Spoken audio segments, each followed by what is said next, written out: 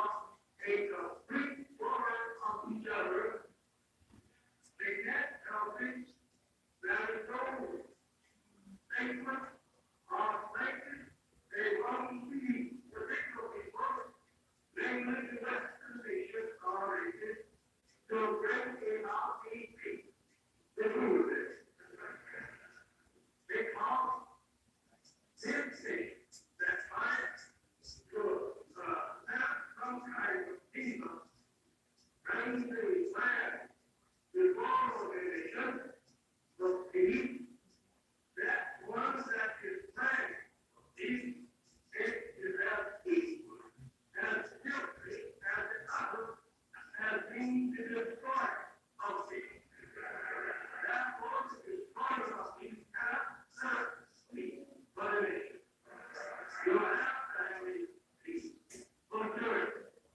You have to have a peaceful game. A game of good that actually is neutral when it comes to war. And it's not peaceful peace. And then that one can dictate no kind of peace for the nation. The day we have right and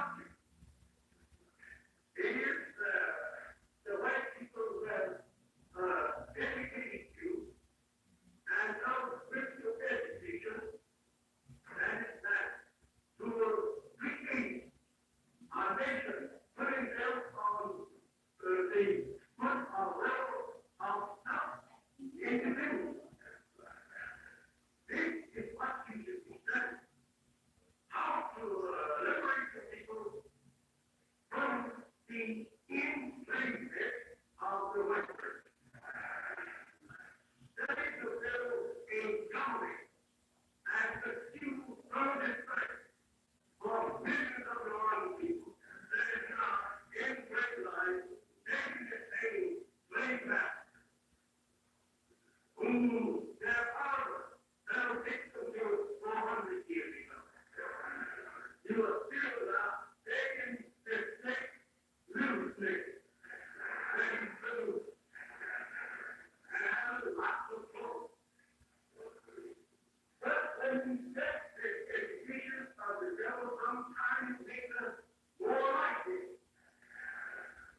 We lose the love for our heart, kind, and a loving mood. And we have no more nature of provision. We have a proud week. And what the Lord of the earth has been so great, because that we have our degree from such and such college, the elect. We will be recognized as best neighbors if we do something best for our neighbors. But we don't look big in the eyes of the international nations, scientists around this earth by trying to aid and worship and open in your life.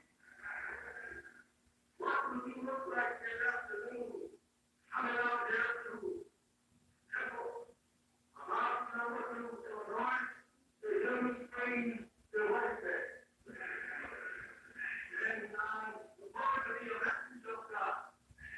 One of the things coming out to praise our people worshiping them who have enslaved our fathers and have me as the state of free slave and doing everything they can day and night to deprive me of people just under their own laws. You think that I should worship them? Or you think I should teach them things towards them? Is that what you angry with me about? Is that what you don't like me for because that I don't do well for them? I think, I hope you don't use the one that I think you are rude to worship yourself.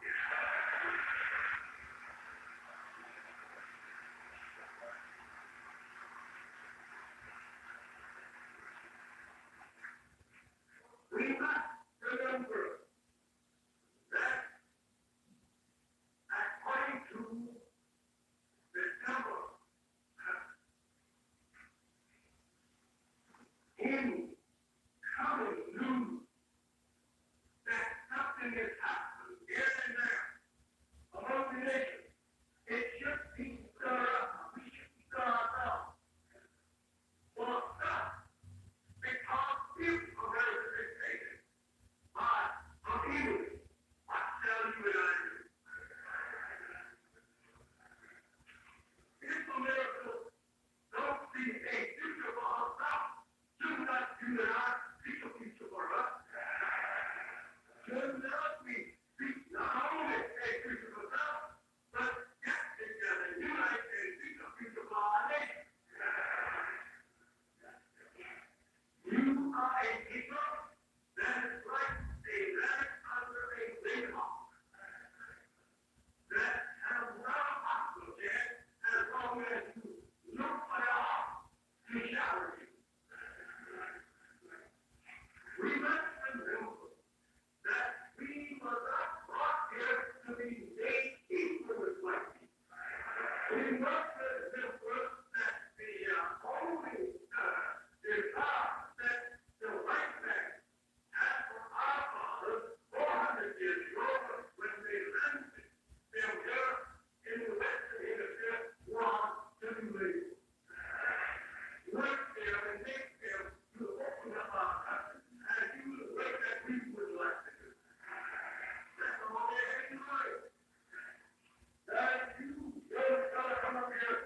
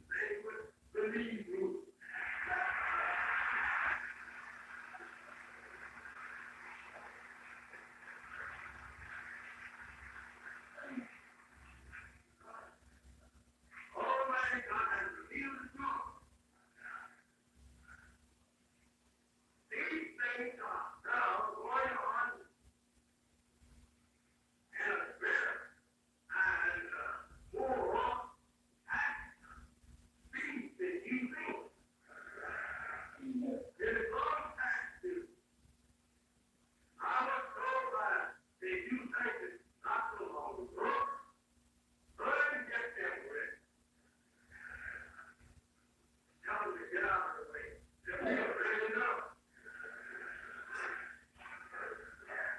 They know those people of rescue, people of fight, telling you something like that.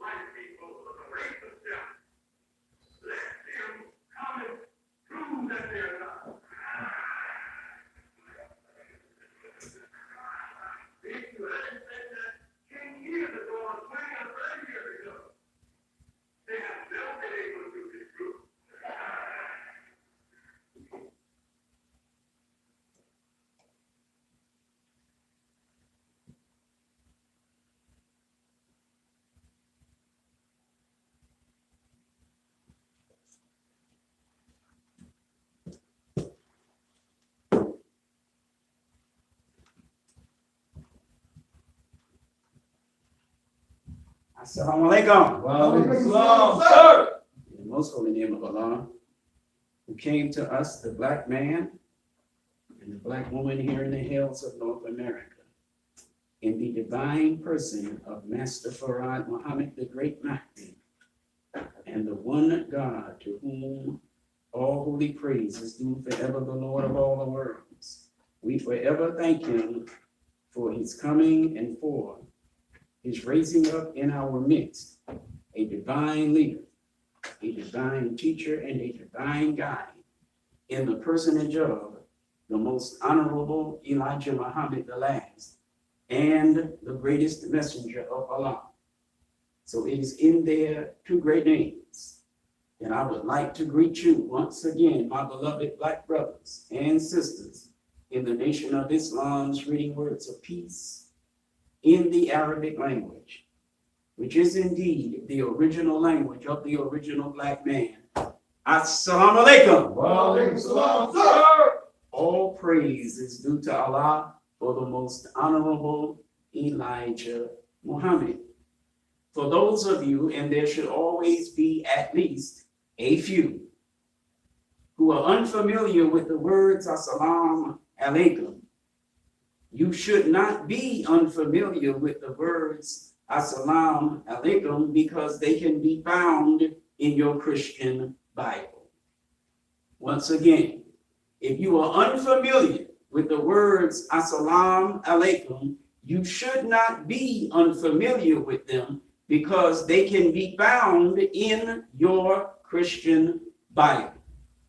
Now remember, I said for those of you, and there should always be at least a few, these Sunday lectures are targeted towards those of our people who nearly 100 years after the coming of Master Farad Muhammad, who after 44 years of work by the most honorable Elijah Muhammad, and after soon to be 50 years since the end of those 44 years of work on behalf of the black nation in America by the most honorable Elijah Muhammad, still remain in the white man's false and slave-making religion of Christianity.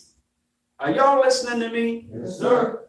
For those of you who still remain in the white man's religion of Christianity, falsely believing that it's the religion of Jesus, falsely believing that it is the religion of God, the words Assalamu alaikum can be found right in your Christian Bible from the very first book, which is Genesis, all the way through the very last book, which is Revelations. Are you listening to me? Yes, sir. If that I just said does not interest you, then I don't know what else I can say to you. The words Assalamu alaikum can be found in Genesis, the 43rd chapter and the 23rd verse. The words Assalamu alaikum can be found in various places, at least one that I know of, in the book of Revelations. And all through the Bible with small variations. Sometimes it will say grace be unto you. Sometimes it will say peace be unto you. Other times it will say peace and grace, or grace and peace be unto you. But the bottom line is the words Assalamu alaikum in the English version of those Arabic words can be found wherein they say peace be unto you. Even Jesus in the book of Luke, the 24th chapter and the 36th verse, Jesus himself can be found saying, peace be unto you. Even Jesus in the book of St. John, the 20th chapter, in both the 19th verse and again in the 21st verse can be found saying the words, peace be unto you. Now, how many of us think Jesus spoke English? The language that Jesus spoke is something that the overwhelming majority of us don't even consider. Go ahead. The white man hands us his Christian Bible, and we see the words of Jesus in the English language, the white man's language. And it never occurs to us that Jesus did not speak the white man's language. I know it doesn't occur to us that Jesus didn't speak the white man's language because it doesn't even occur to us that Jesus was not a white man. Go ahead. Many of you who think you are so conscious, who are Christian, Come on. you may not have a Bible or a plaque on your wall or paintings in your church or whatever of a blonde-haired, blue-eyed Jesus like you did in the 1960s and 70s. But if you have a bracelet, if you have a necklace, if you have various forms of jewelry, and there's a Jesus on your jewelry, it's the same peckerwood cracker on your jewelry that used to be on the murals and the walls of your churches. Talk black to me. Yes, sir. It rarely, if ever, occurs to us that Jesus was not a white man. Come on. It rarely, if ever, occurs to us that Jesus didn't speak English.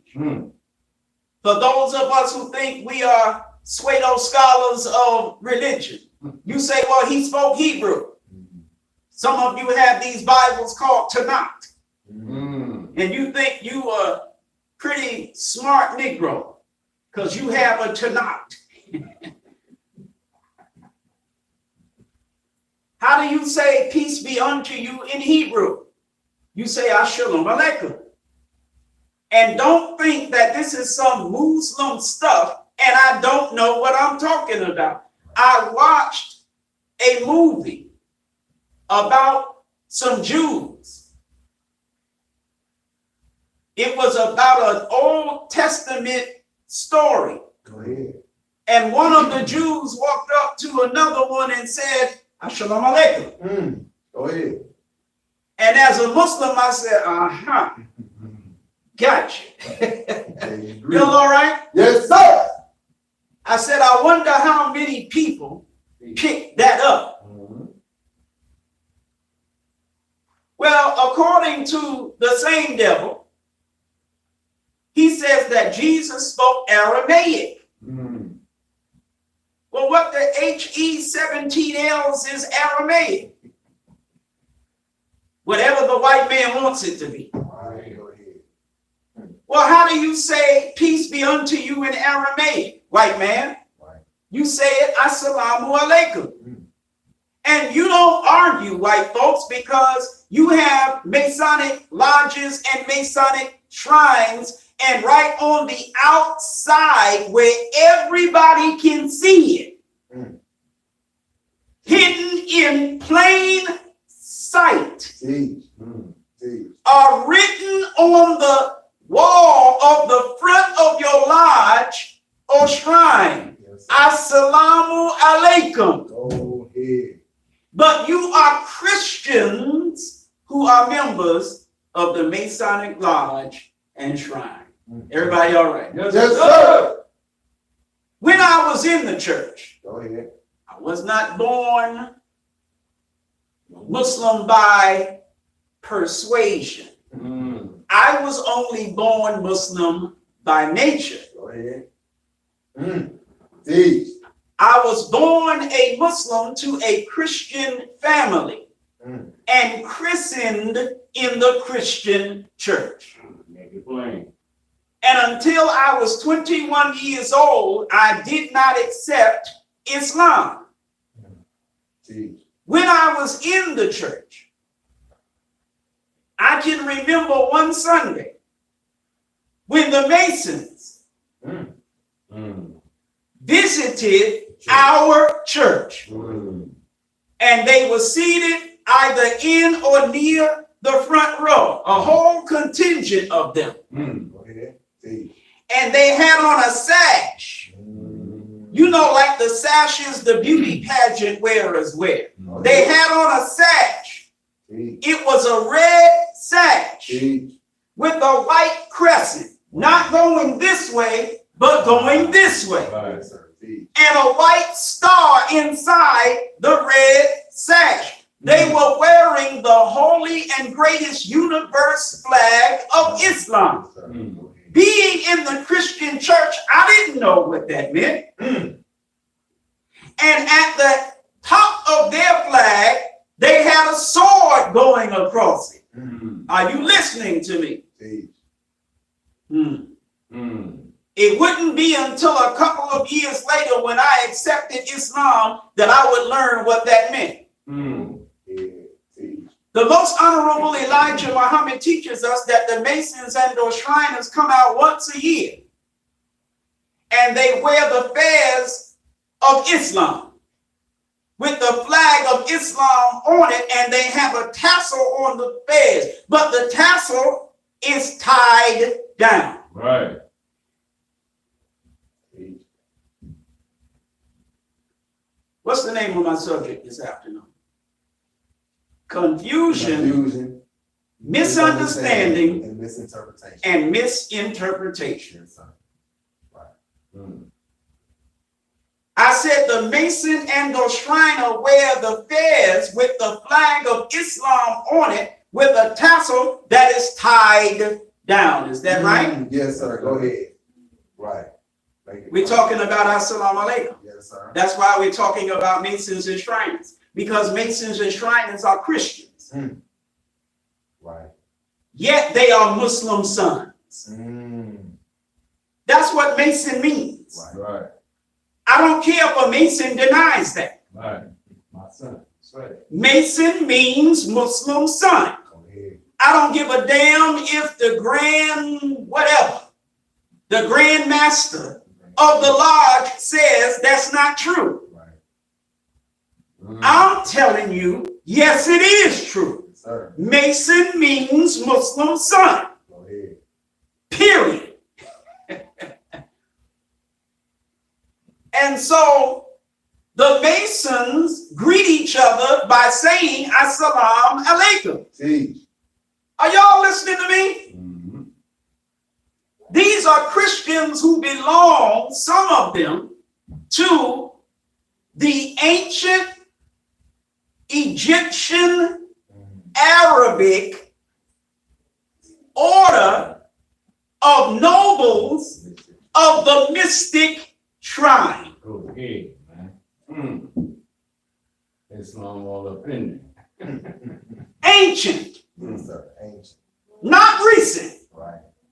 ancient. Been doing. Ancient Egyptian Arabic, Come on. not just ancient Egyptian, Right.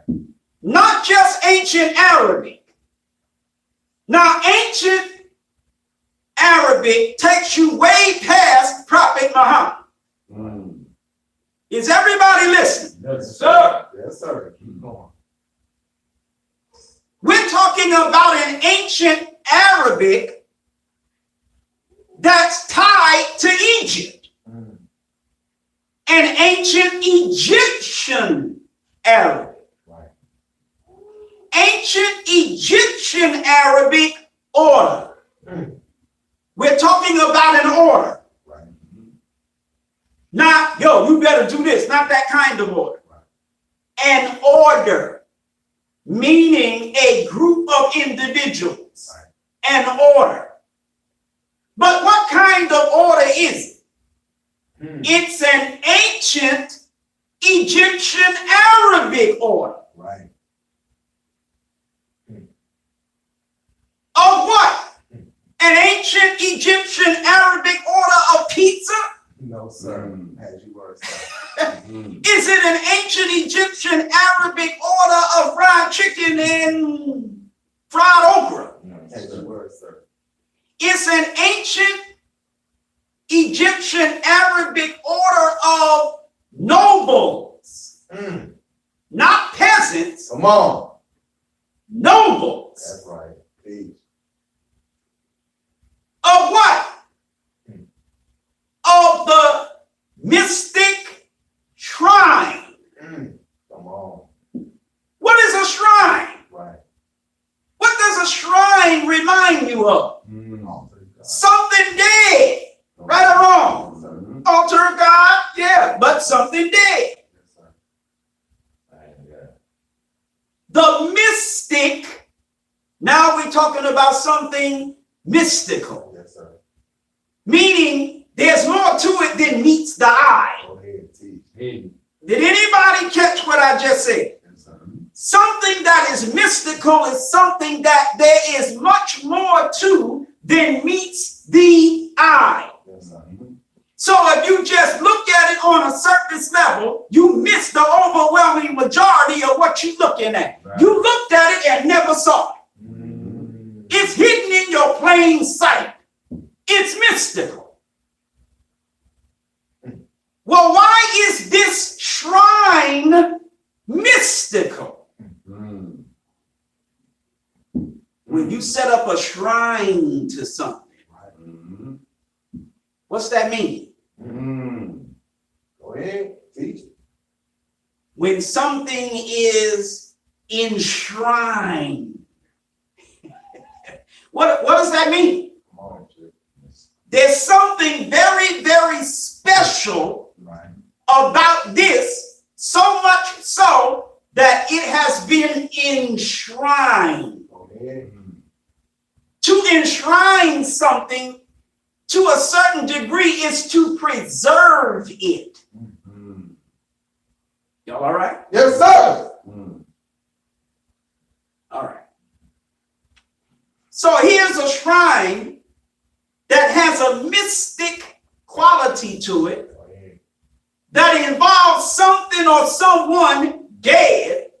Right. Y'all listening to me? Yes, sir. Go ahead.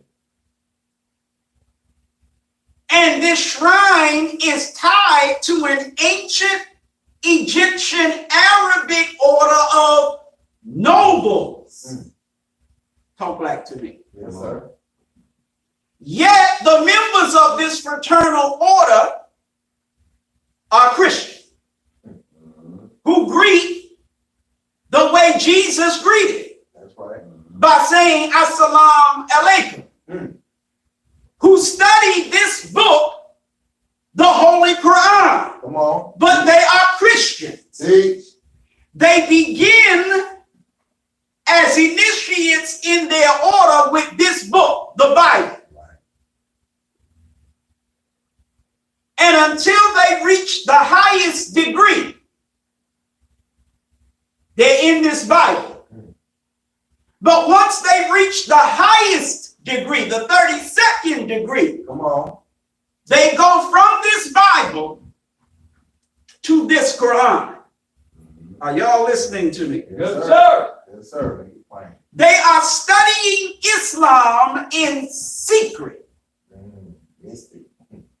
in signs, in what? Signs. Yes, sir. And with what? Symbols. Islam, Brother Minister Alonzo, in signs and symbols. That's a subject. Come on.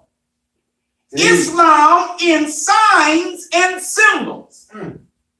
Secret signs and symbols. That's the subject. Go ahead.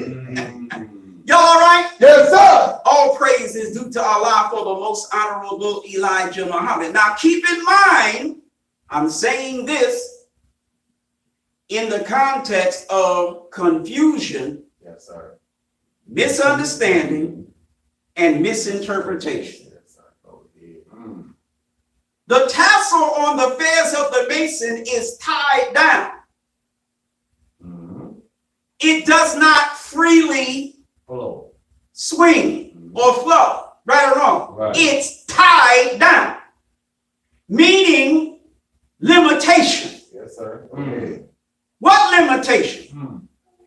The Mason or Muslim sun we are taught by the most honorable Elijah Muhammad, is given 32 degrees of the knowledge, wisdom, and understanding of the ancient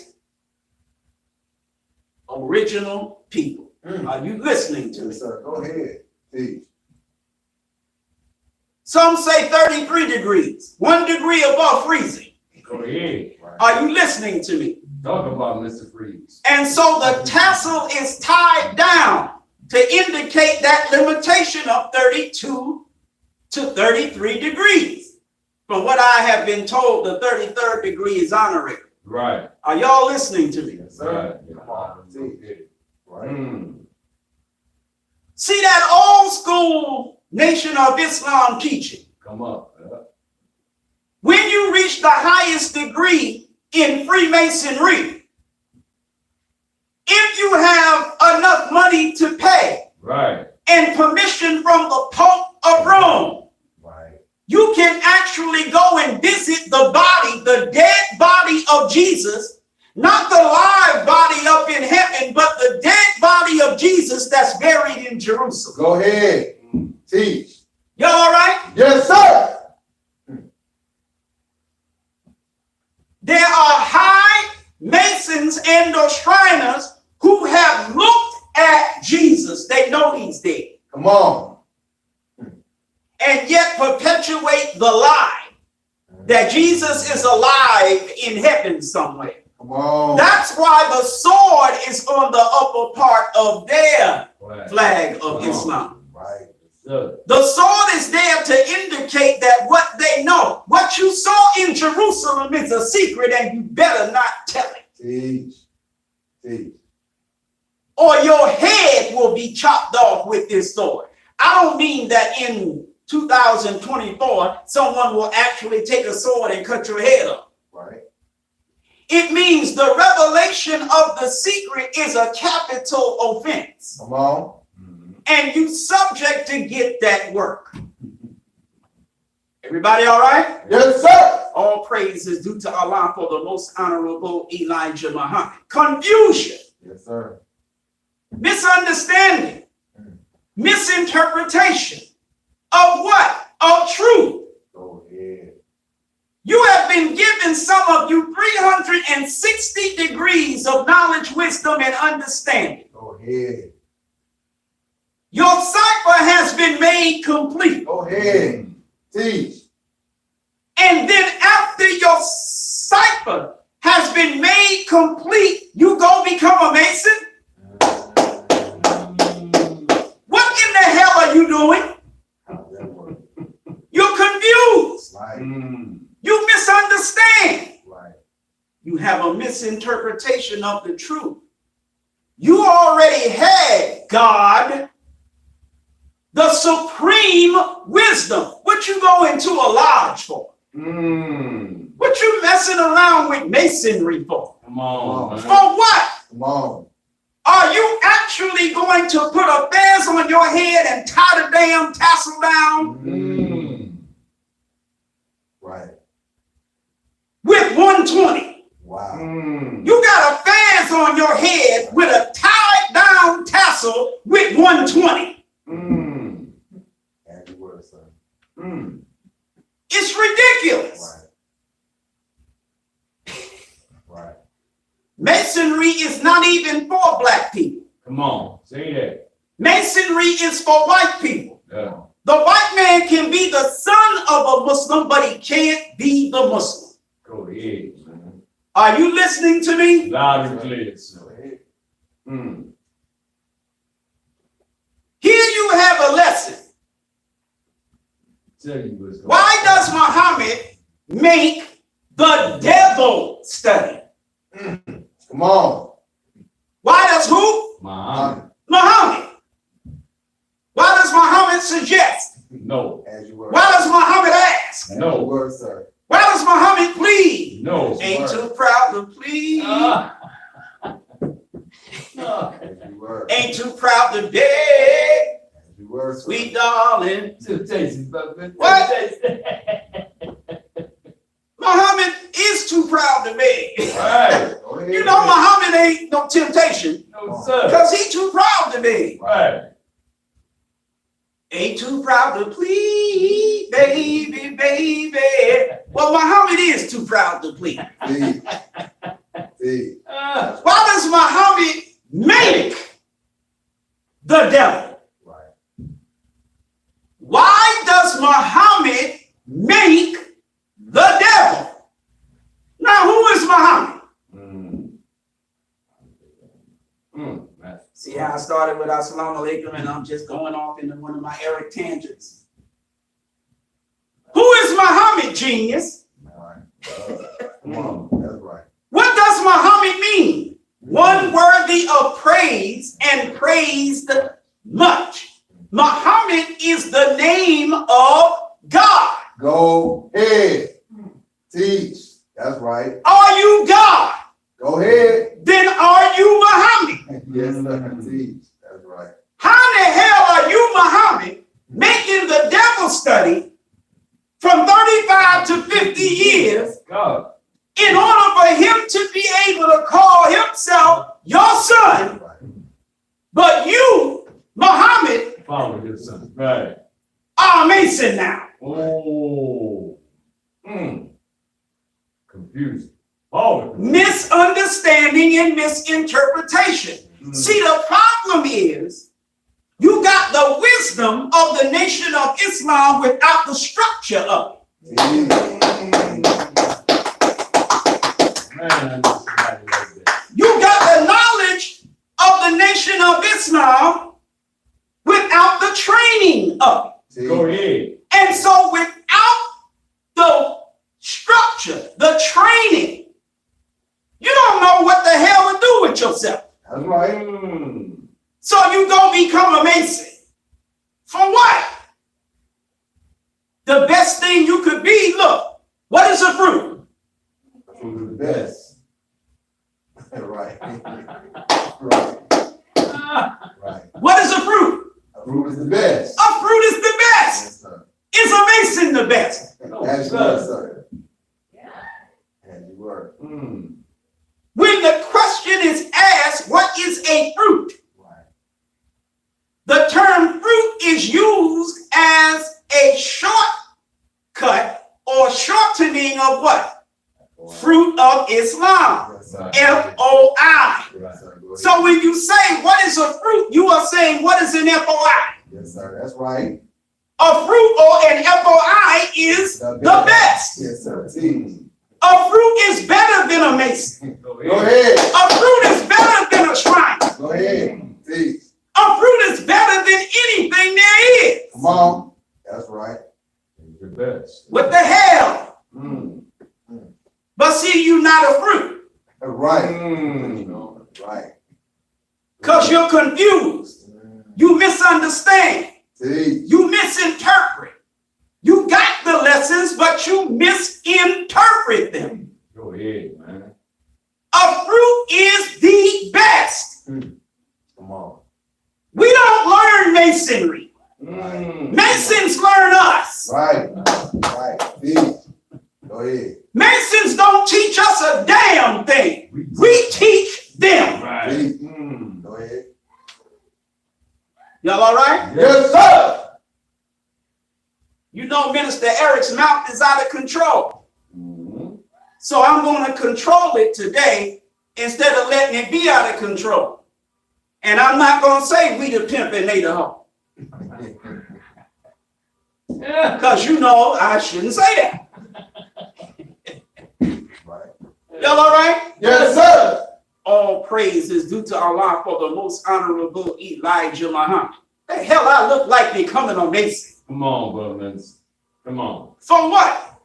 I got 360 degrees of knowledge, wisdom, and understanding. I'm going looking for the 32. Oh, Man. make it make sense. Oh, Thinking that I have placed another star in my crown. Thinking that I'm making my cipher somehow more complete Come on. with some damn masonry. Mm. When my cipher was already complete without masonry. Masonry is not even designed to be part of any completion. Masonry is designed for the devil who cannot complete. He was not grafted or made to be complete. Are you listening to me? Loud and clear, sir. The devil only has 6 ounces of brain, which are grafted brain. Teach some lessons. What's that got to do with completion?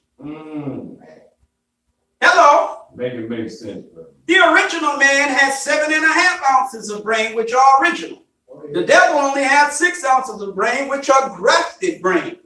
His mental and physical power is much less than that of the original man because he's grafted from the original man. Everybody still with me? Yes, sir. His physical power is less than 1/3 that of the original man. Right.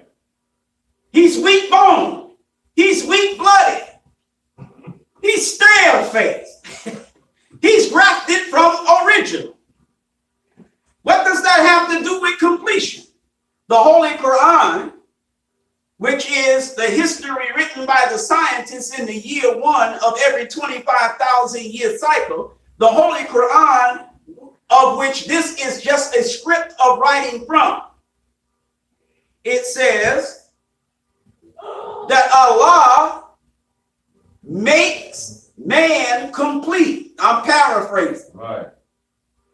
Well, he ain't talking about the white man. The white man wasn't made complete. Talk black to me. How you made complete without melanation? Come on. The white man is very, very lightly melanated. You're not complete. You lack melanin to a very significant degree. Are you listening to me? Yes, sir. Like I just said earlier, your bones are weak, white man. Your blood is weak. Your face is stale. Your eyes are cold blue. Talk black to me. Yes, sir. There's nothing complete about you. You were not made to be complete. You were made to live on this earth for a limited time and then be removed as a population on the earth. That's right. Teach. This is why you were given masonry. Why does Muhammad make the devil study from 35 to 50 years before he can call himself a Muslim son and wear Right. sash, Yes, sir. fez, and wear Holy flag. Yes, sir. the holy flag of Islam, the holy and greatest universe flag of Islam, Right. or wear the greatest and only flag of the universe? Go ahead. Talk back to me. Go ahead. And, what you mean and? And come on. We're now going to add something to the question we just asked. Right. The question we just asked was, why does Muhammad, that's the black man, Yes, sir. make the devil, that's the white man, Yes, sir. study from 35 to 50 years before he, the devil, can call himself a Muslim, the black man's son? Come on. See. All my New York niggas, you can relate to that. Son, Make it plain. Hey. yo, son, Yo, son, what's up? you got to study from 35 to 50 years, son. We son the cracker. Go ahead. Come on. Right. We took 32 of our 360 degrees and sunned this cracker with him. Go ahead. Yo, take this, son. Right. That's all you get. That's all I you mean, need. Come on. That's you for the next 35 to 50 years, son. yeah. Right. That's right. Make him study from 35 to 50 years before he can call himself our son. Go ahead, man. And where Oh. the Oh. greatest and only flag of the universe. This is the only flag of the universe. That's right. Teach. This is the greatest flag Yes, sir. Teach. of the universe. Right. It's the only one. All right. But you can't wear this cracker until you complete 35 to 50 years of study. You got it. You already got the greatest and only flag of the universe. You can wear it now. Right. It belongs to you. You are it and it is you. See. What you going to masonry for? Mm. You have too much knowledge and wisdom of Islam and too little structure. You haven't written a letter to Master Farad Muhammad accepting him as your God and Savior. And the most honorable Elijah Muhammad as your leader, teacher, and guide. You have not been made to join the FOI and been trained up fast and made a brave fighter ready to give your life at any time for the cause of truth. You have not received the military training of the men who belong to Islam in North America. You don't have a captain giving orders to a lieutenant that you also don't have. And you don't have a lieutenant teaching you and training you. And so you have this wealth of knowledge and wisdom. You don't know what to do with it. And you just running around like a chicken with your head cut off, just finding things to do. Willy-nilly running around with the lesson and teachings of the Nation of Islam, making a damn fool out yourself. Talk black to me. Go ahead. Go ahead. You are trained what to do with Islam in the FOI. Go ahead. And there is nothing but what we tell you to do in the FOI that you have any damn business doing. You do what we tell you to do. And you do it how we tell you to do it. And if you don't like that, then don't do nothing. Because all you're doing is making a damn mess. Are you listening to me? Yes, A fruit is obedient to the laws of Islam. You're not obedient to the laws of Islam. And those in authority. Who are those in authority? The ministers, the captains, the lieutenants. Are you with me? All praise is due to Allah for the most honorable Elijah Muhammad. You don't want to be under those in authority. You want the freedom to take Islam and do what you want to do with it and do it how you feel like doing it. So you end up like the white man in the caves, grafting himself into a damn monkey. You end up in a lodge, grafting yourself into a black monkey. Go ahead. Go ahead. Go ahead. See, nobody else will talk to you like this because they're afraid they're going to lose your friendship. I'm afraid you're going to lose your life. So I will risk losing your friendship in an effort to save your life. All praise is due to Allah for the most honorable Elijah Muhammad. What is this fascination with masonry now? Right. Get the masonry hell out of here. You don't even know nothing about masonry in the first place because the white man never taught you. Everybody all right? Yes, sir. I don't give a damn what charter the British gave to Prince Hall. Niggas don't know masonry. Because crackers ain't taught it. Not to their niggas. If you really knew masonry, you wouldn't be a mason. You only want to be a mason because the white man hasn't taught you that would make you not want to be a mason. But Elijah taught us what the white man knows of masonry. And that's why we don't want to be masons. Are you listening to me? Loud and clear, sir.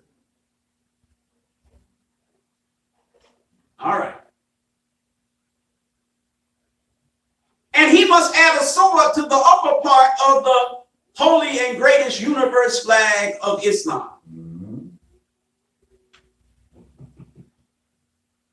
Go ahead. Why? Mm.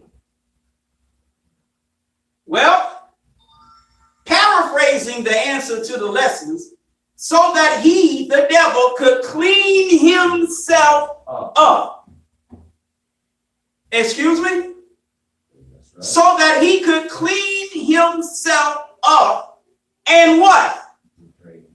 And come among us. What are you a Mason for? You already us.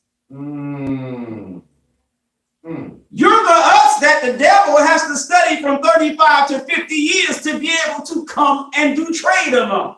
Mhm. Well, you all, come on now. You already us. That's right. Let's see.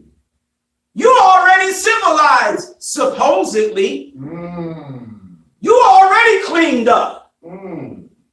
Masonry is not for niggas who are already cleaned up. Mm. Masonry is for crackers who need to get cleaned up. Mm. But here you are, God. Mm. You already civilized. You got knowledge. You got wisdom. You got understanding. You got culture. You got refinement. And you're not savage in the pursuit of happiness. Or are you? Oh, good question. Good question. You've already been taught civilization, righteousness, the knowledge of yourself, the science of everything in life, love, peace, and happiness. What you need masonry for. Mm. Masonry is to clean up the white man so that the white man would be able to come and do trading among us without us killing him as quick as we would the crackers who have not gone under that study. Mm. What part of that has anything to do with you? Mm. On the student side, Mm. Mm. the bond degree in the 1 to 14 has everything to do with you on the master or teacher side. Mm. Talk black to me. Go ahead, man. Make it make sense. But when you are confused about the knowledge and wisdom you possess, when you misunderstand it, when you have a misinterpretation of it, you can be God and become a Mason. Mm. You can be Muslim and become a Mason. Right. Mm. You can have the supreme wisdom lessons of the original nation, 4,400,000,000, the nation of Islam that has no birth record, no beginning, nor ending. You can have the supreme wisdom lessons of that nation and become a Mason. Mm. It's ridiculous. Right. Mm. Talk back to me. Come on, man. Everybody all right? Yes, sir. All praise is due to Allah for the most honorable Elijah Muhammad. Mm. Go ahead, man. Now, after the devil spends 35 to 50 years trying, does it say succeeding? No. Trying to learn and do like the original man. You are the original man. Mm. What the hell are you doing, a Mason? You're trying to learn and do like yourself? Mm-hmm. Trying to learn and do like the original man. Then we permit him to come and do trade among us, right? Yes, sir. Yes, sir. We allow him to wear our flag, right? Yes, sir. But we make him put a sword on the upper part of the flag to indicate that it's a secret what he's studying and what he knows. Mm. And that if he reveals that secret, his head, figuratively speaking, We'll be taking off. will be taken off by the sword. Mm-hmm. Y'all all right? Yes, sir. Mm. Mm. Go ahead, man. Why is Masonry a secret society? is right here on the actual facts board. Because the white man was given 6,000 years, the 6 white stripes, to rule the star. It represents authority to rule. The black man, who is the truth, the red background looking like stripes, to rule the black man in untruth, the blue background in the flag. Go ahead.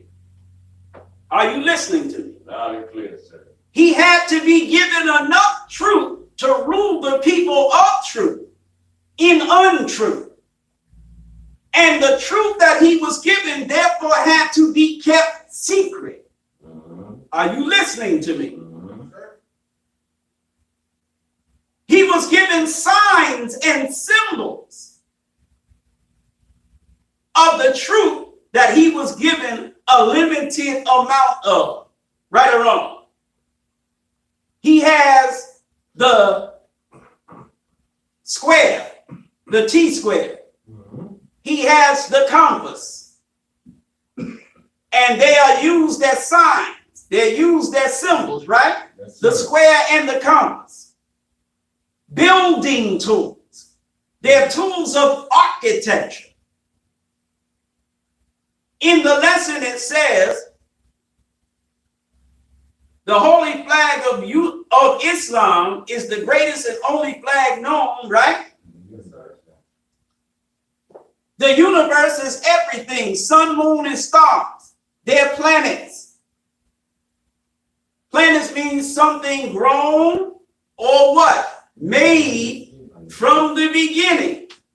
And holy is something that has not been mixed, diluted, or tampered with in any form. All right. Are you with me? Yes, sir. So Allah is called the great architect of the universe. And the eye of the black man is used sometimes in the form of just a G, Right. sometimes in the form of the eye of Horus, Egyptian, Yeah. Egyptian and Islam, Egyptian, Arabic, order, nobles, mystic shrine. Okay. What does that have to do with God? What's that got to do with the black man? Masonry is for specifically the white man. Right. Given to the white man by the black man to allow the white man time and access. But then at the end of that time, not only does he lose access, but he loses something much more greater than access. Are you listening to me? Sir. Confusion, misunderstanding, misinterpretation. Nobody has time for you to satisfy your curiosity about masonry. I don't give a damn if you're curious about masonry. Nobody has time for you to be curious about masonry. What are you curious about masonry for with the born degree and the 1 to 14? Why are you curious about masonry? And for those of you who don't know 5% language, the 9th question in the Lost Found Muslim lesson number 1. You know all you need to know about masonry. Now let's go. Y'all all right? Yes, sir. And what are you going to do if you become a Mason? Are you going to sit in the lodge and tell them that their 3rd degree about Hiram Abiff, the widow's son? You going to tell them what it means? What are you going to do then? What are you going to do when it's time for you to deal with the ritual of the crossing of the burning sands? You going to tell them what that means? What are you going to do?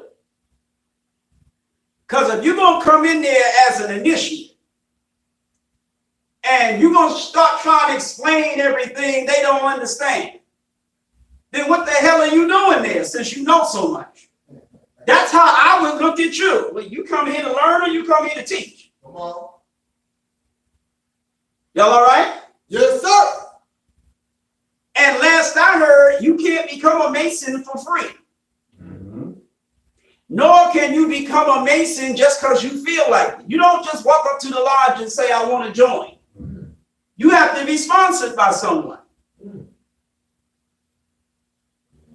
You mean to tell me someone came to you with some masonry and said, listen, I want to sponsor you to come and join, and you said yes? Mm. But you're supposed to have supreme wisdom. They're supposed to have inferior wisdom, but yet you let them fish you in the lodge. Oh, man. Hey, man. Mm.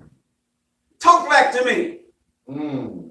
And if you somehow became a Mason without someone who was already a Mason sponsoring you into the Mason, that's just another example of how niggas is playing games with Masonry. Mm. You ain't doing it right. Mm.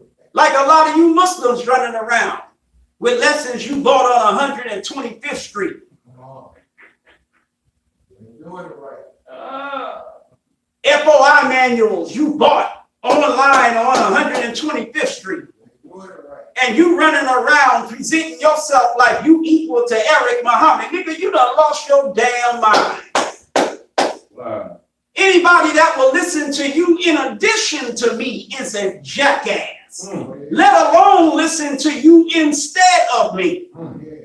You're nothing compared to me. Come on, man. Mm. Y'all all right? Yes, Yes, sir. And I prove that all the time. You got more knowledge, wisdom, and understanding sitting on tables on 125th Street Oh, man. Mm. Come on. Mm. Mm. Come on. than you could shake a stick at. And yet ain't nothing in New York City worth a damn. Mm. I know you're mad now. Mm. Y'all all right? Yes, Yes, sir. sir. Mm. Where's the temple? Mm. Where's the mosque? Don't tell me nothing about no damn Farrakhan. You done lost your mind. Mm. Why did we take Jerusalem from the devil? Come on. Mm. How long ago? Mm. Hey, man. You sitting up in New York City with all this damn knowledge, but you allow Farrakhan's mosque number 7 to represent Islam. mosque number 7. Mm. Mm. What do I mean by what I just said? You ain't trying to establish one because you allow Farrakhan's mosque to be the one. Mm. Are you with me? Oh, yes, sir. Mm. You play. Meaning you bending over, grabbing your ankles and punking to the damn mosque that's under Farrakhan. We'll just sell our little trinkets on 125th Street, but when it comes to actually moving like a mosque, we'll let Farrakhan's people do that. Mm. I don't let Farrakhan's people do that in Atlanta. Go ahead. Mm. I don't mean by I don't mean by those words that I stop them from representing themselves as mosque number 25 or 25. I'm from Newark, so I said 25. Mosque number 15. Y'all all right? All right. Yes, sir. I don't stop them. When I say I don't let them, what I mean is I don't let them do so unchallenged. Mm. I set up a temple, set up a mosque, and tell everybody that's willing to listen, no, this is number 15 right here. Come on. And don't give a damn what they think, how they feel, and ain't scared of what they gonna do about it. You don't do that in New York. Right, right. Mm. You talk all that damn trash about the supreme wisdom. Mm. And then you let those who have become hypocrites to that supreme wisdom go unchallenged in their misrepresentation of what that wisdom means. Talk black to me. Go ahead. Right. You ain't making nobody up there join no FOI.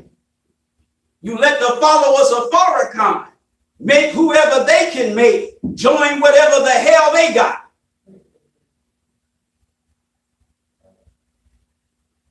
You're supposed to be civilized people, but you're not doing your duty as a civilized person. Talk black to me. Everybody all right? Yes, Yes, sir. sir. You're confused. You don't know what to do. You look at the so-called mosque number 7 there. You look at these brothers running around. They wearing the right uniform now all of a sudden. Yeah. They had on their Zaxby uniforms before. And we stayed with the original uniform. Now they got it. Right. Now they done put their Zaxby uniforms in the closet. Right. And they wearing the one that we stuck with. Talk black to me. They want to look like us now.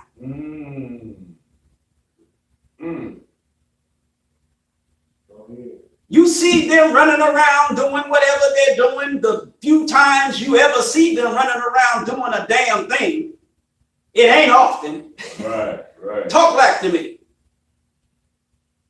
You see this going on. You see them confusing the people, causing the people to misunderstand, giving the people a misinterpretation of the truth, and you do nothing. But you have the power degree in the 1 to 14. See, lesson number 1 or the 1 to 14 is the base of our work. There's a work, a job, a task that we have in our laps. And the base of doing that task or completing it is lesson number 1. Meaning, without an understanding and application of question number 5, you can't get your work done. We're supposed to understand the lessons in past, present, and future perfect tense. Right or wrong? Right, exactly. Why did we take Jerusalem from the devil how long ago? Because one of our righteous brothers, who was a prophet by the name of Jesus, is what? Buried there. And he, meaning the devil, uses his, meaning Jesus' name, to shield his dirty religion, which is called Christianity. Also to deceive the people. What people? Our people. Also to deceive the people so we will believe in him. Jesus' teaching was not Christianity. That's right. It was freedom, justice, and equality. Are you with me? Yes, sir. Now, I could go on to Jerusalem, is a name given, is in Palestine, Asia Minor, is a name given by the Jews, which means founded in peace. It was first built by the original man, which was called Jebus, also Solomon and Ari. We took the city from the devils about 750 years ago. I know my issue. Don't worry. But now look. This is why we took Jerusalem from the devil. Why are you not applying that same principle in New York City? Good question.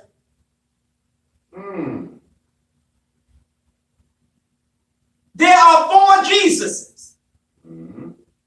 One is the historical Jesus of 2,000 years ago. Well, he's buried in Jerusalem. He ain't buried in New York. Talk back to me. But now, the second coming of Jesus in the form of Christ Jesus, that's Master Farad Muhammad. And his second self, his right hand, his messenger, is the most honorable Elijah Muhammad. Is that right? Yes, sir. So now we up to 3. Now you got that fourth Jesus, which is the whole black nation in the hills of North America. If you don't want to accept this exegesis or this understanding of the truth, that's fine, whatever. Do you? Bottom line is, in New York City, where you have a mosque called number 7 under the chief hypocrite Louis Farrakhan, Master Farad Muhammad and the most honorable Elijah Muhammad are buried there. Mm. Don't tell me they're not buried. Mm. Mm. That mosque is a Jerusalem. Mm. Muhammad's temple and or mosque number 7, was it not founded in peace? Right. Right. Was it not first built by the original Muslims? Yes, sir. Mm. Talk back to me. Oui. Yet the messenger and the savior are buried there. Mm. But their names are used to shield the dirty religion of Scientology. Their names are used to shield the dead, decomposing Orthodox Muslim or Islam religion. Talk back to me. Go ahead, man. Mm. Sunni Islam, Scientology, and Christianity. Damn. All that mess being taught in that mosque, practiced by that mosque.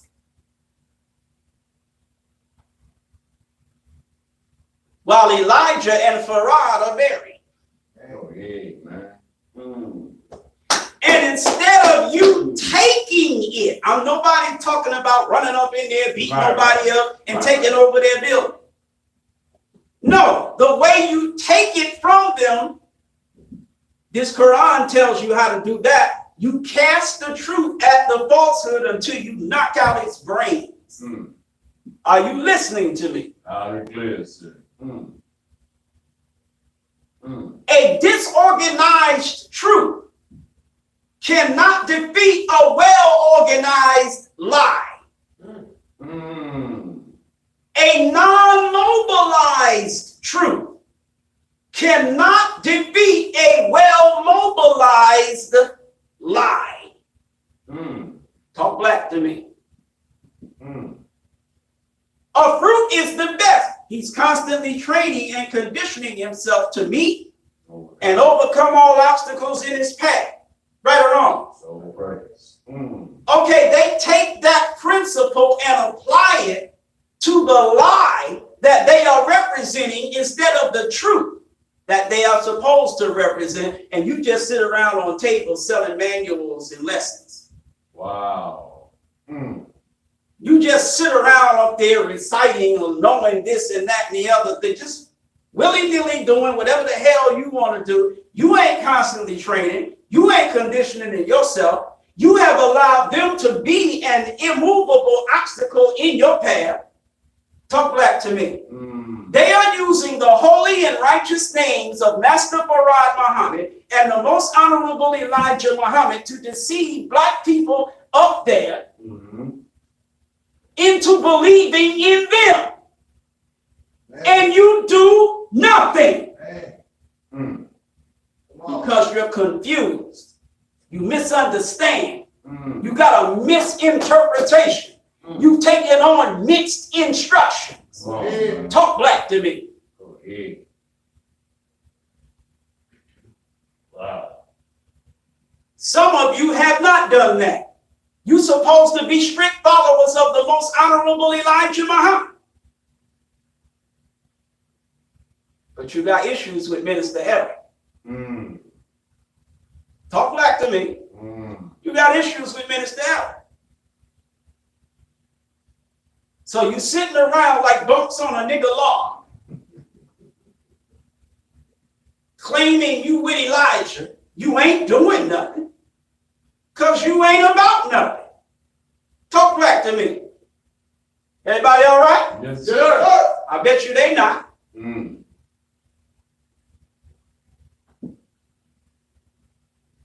You might be calling yourself teaching the messenger's teaching, Mm.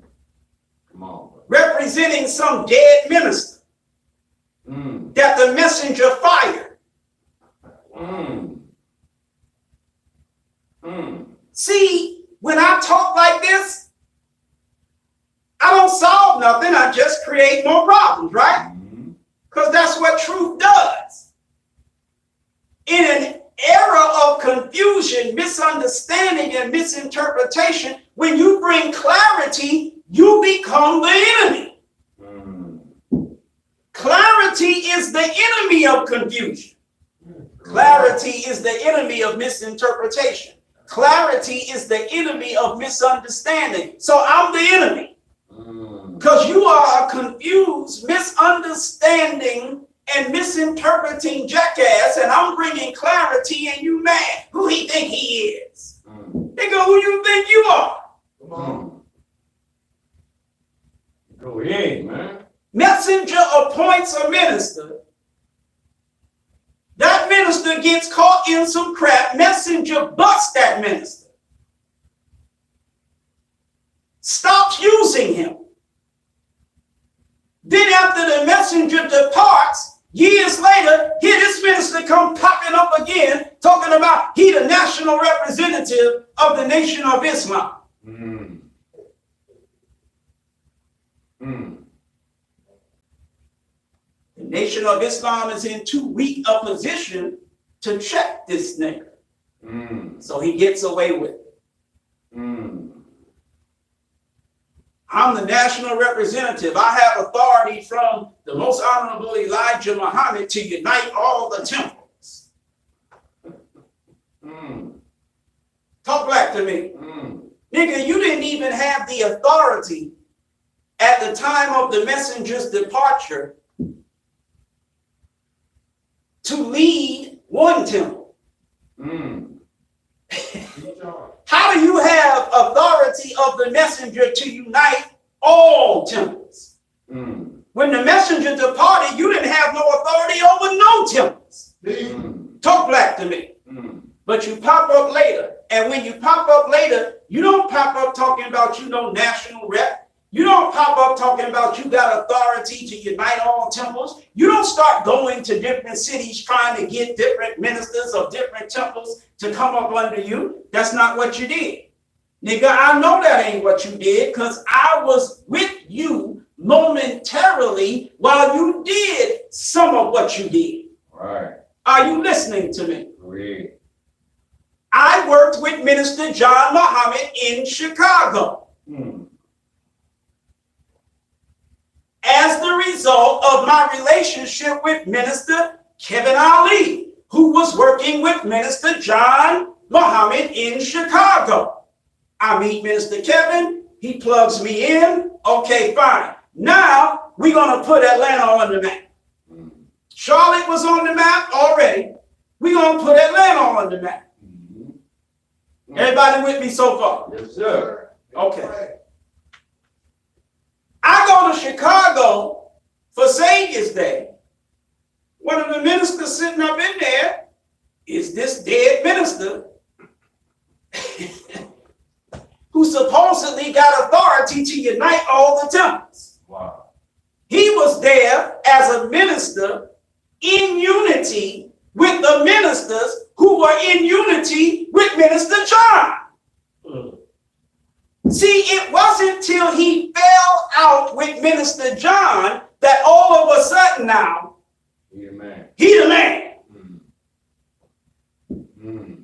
Now he's going to unite a bunch of temples under himself. Are you with me? Mm.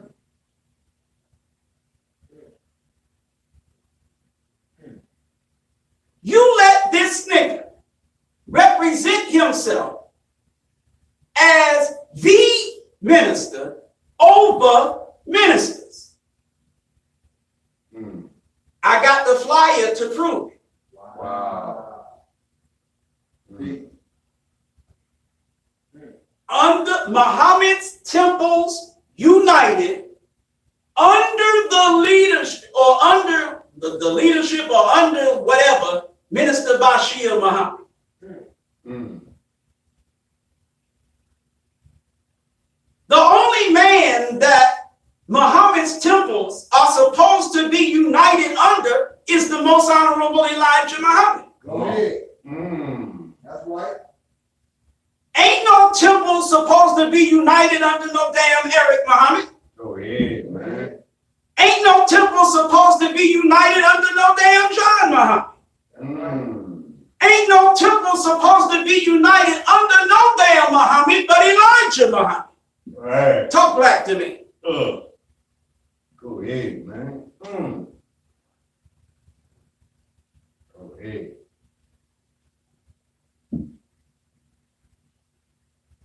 Then the nigga appoints one of the ministers of one of the temples.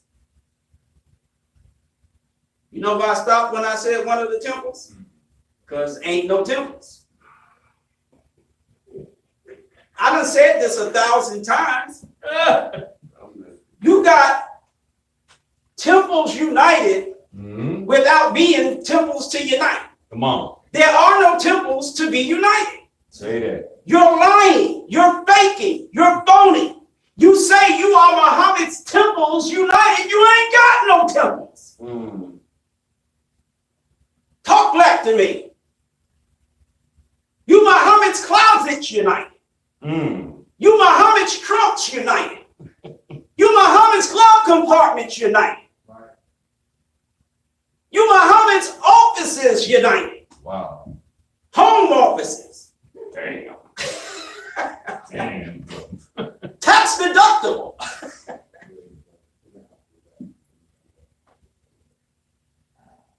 So you might be in New York calling yourself a minister of the messenger, teaching the messenger's teachings, but you representing some dead minister who lied and said he was living with the messenger for 3.5 years. That's a damn lie. Well, you shouldn't go into this. Anybody who disagrees with me going into stuff like this, ask that nigga, male or female, the address and phone number and meeting times to the temple in their city. They don't have one. You gonna sit in your city with no temple, no address, no phone number, no building, no base of operations, no nothing, disagreeing with what I do and the way I damn do it. And you don't realize you silly as hell. Talk back to me. I don't need to do what you say I should do. You need to do what you see me doing. Everybody all right? Yes, sir. Now, hell can I do a subject called confusion, misunderstanding, and misinterpretation and not go right into what I'm going into? Then I might as well not teach the subject. Come on. God ain't the author of confusion. The Nation of Islam is all wise and does everything right and exact. So you may call yourself teaching up there with your tables on 125th Street religion. You may call yourself teaching the messenger's teachings, but you're not. You got nothing going up there because you're confused. You misunderstand. You misinterpret. You're scared. You're cowardly. The messenger said his teaching is not for the cowards. You are scared to be bold enough to step out there and start organizing, mobilizing, and establish a true temple of the most honorable Elijah Muhammad. You scared. Talk back to me. So you play these silly games. Sometimes you'll act like you do like Minister Eric, but you really don't. It's a tainted kind of like. You like me because in your heart you sincerely love the messenger, not the Savior though. But in your heart you sincerely love the messenger, and so when you see somebody like me fighting so hard on behalf of the messenger, it causes you to have a certain like for me, but you ain't trying to mess with me. Talk back to me, because you ain't trying to deal with all the politics up there that you would have to deal with if you mess with me. Hello. You might be up there calling December Ramadan.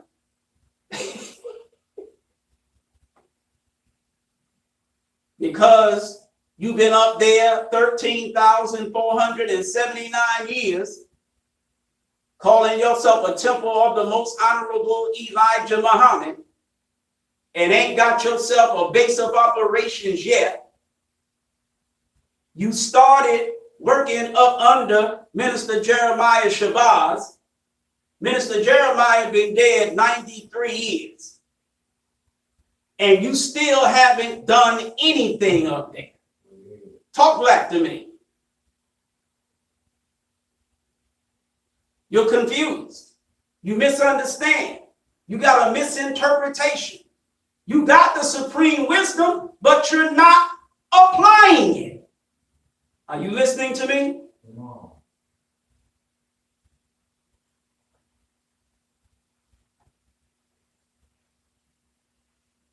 This fasting got your lips nice and dry and crusty.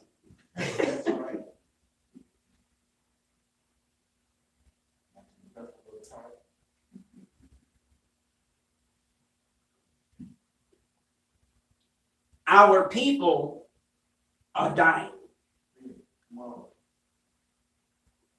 In accord with what Ezekiel, the 3rd chapter and the 18th verse says. Our people are dying. In the Bible, Allah says, my people have become lost sheep. Their shepherds have caused them to go astray. Our people are dying.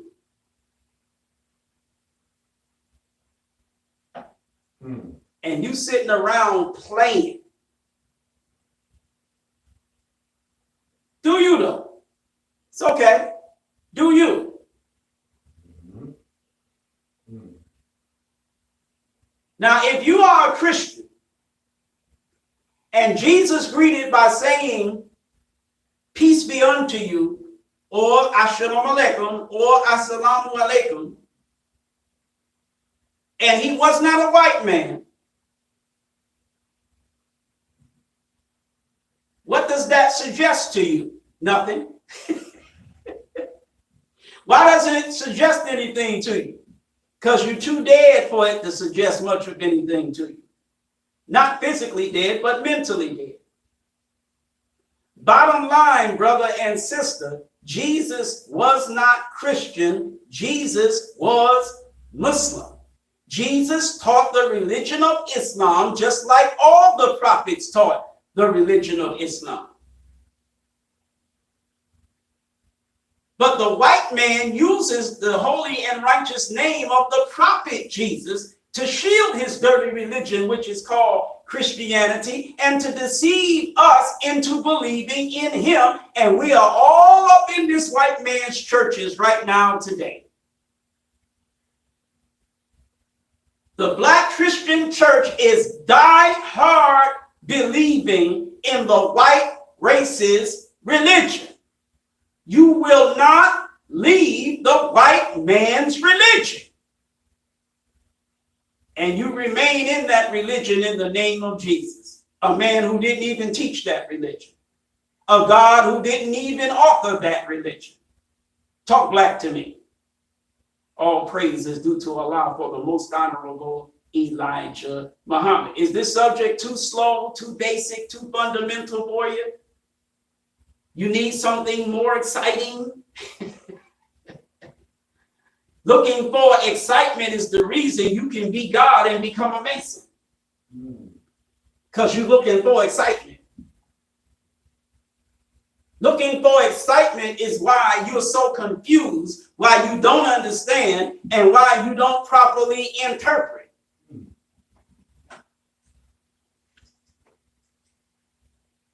Now let's go to the Holy Quran. I don't intend to be long today. And I'm supposed to be on that podcast again tonight at 7 o'clock. Let's go to chapter 3 of the Holy Quran.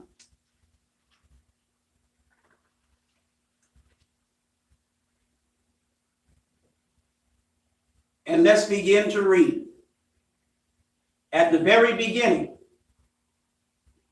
Now, in this Maulana Muhammad Ali translation of the Holy Quran, he separates the chapters into sections. The original Holy Quran is not separated into sections. Everybody with me?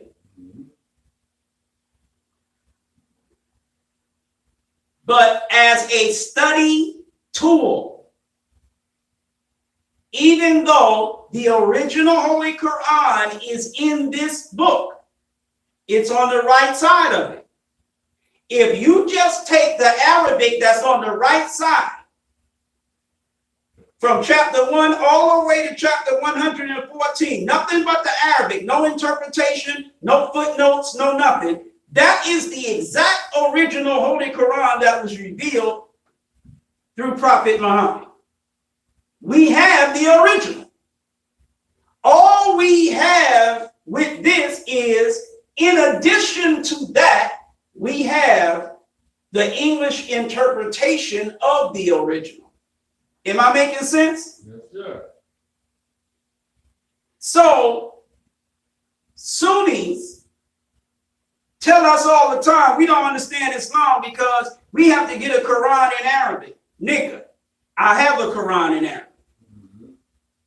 It's right here. Shut up. I can't read it though. I have chapter 3, as well as all the other 113 chapters. I have chapter 3 right here in Arabic. What I'm about to read you in English, I have the Arabic, the original thing that the Quran said. I got it right here. But I can't read it. The only word I can pick out of here is Allah. I see that right here. I can read Allah, but that's it. In the name of Allah, the Beneficent, the Merciful. I, Allah, am the best knower. Allah, there is no God but He, the ever-living, the self-subsisting, by whom all subsist. He has revealed to thee the book with truth, verifying that which is before it, and he revealed the Torah and the gospel aforetime, a guidance for the people. And he sent the discrimination.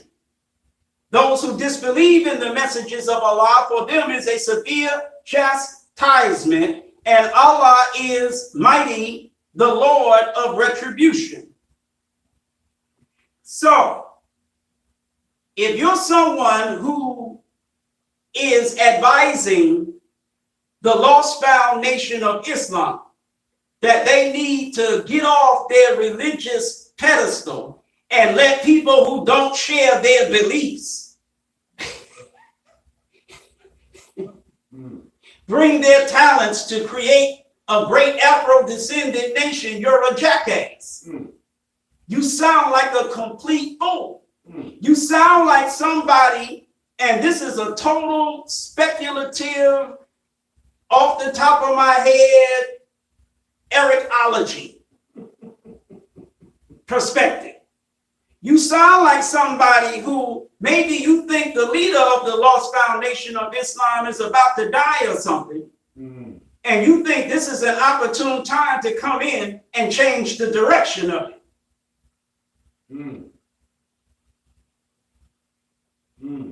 Hello? The Holy Quran says of the disbelievers, you say that if we don't let them come in, the Holy Quran says of them that for them is a severe chastisement. What the hell do Muslims need disbelievers for? You sound stupid.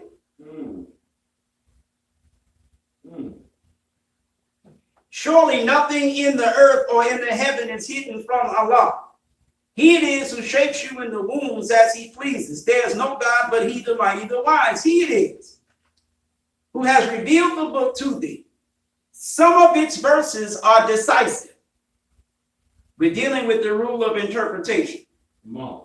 Section 1 is entitled The Rule of Interpretation, not because of verses 1 through 6 that I read, but because of verse 7 that I am now reading. He it is who has revealed the book to thee. Some of its verses are decisive. They what? The ones that are decisive. Are there others that are not decisive? Yes, but we're not talking about those now. We're only talking about the ones right now that are decisive. They are the basis of the book. Others are allegorical. How many types of verses are there in the Quran, Brother Gerard X?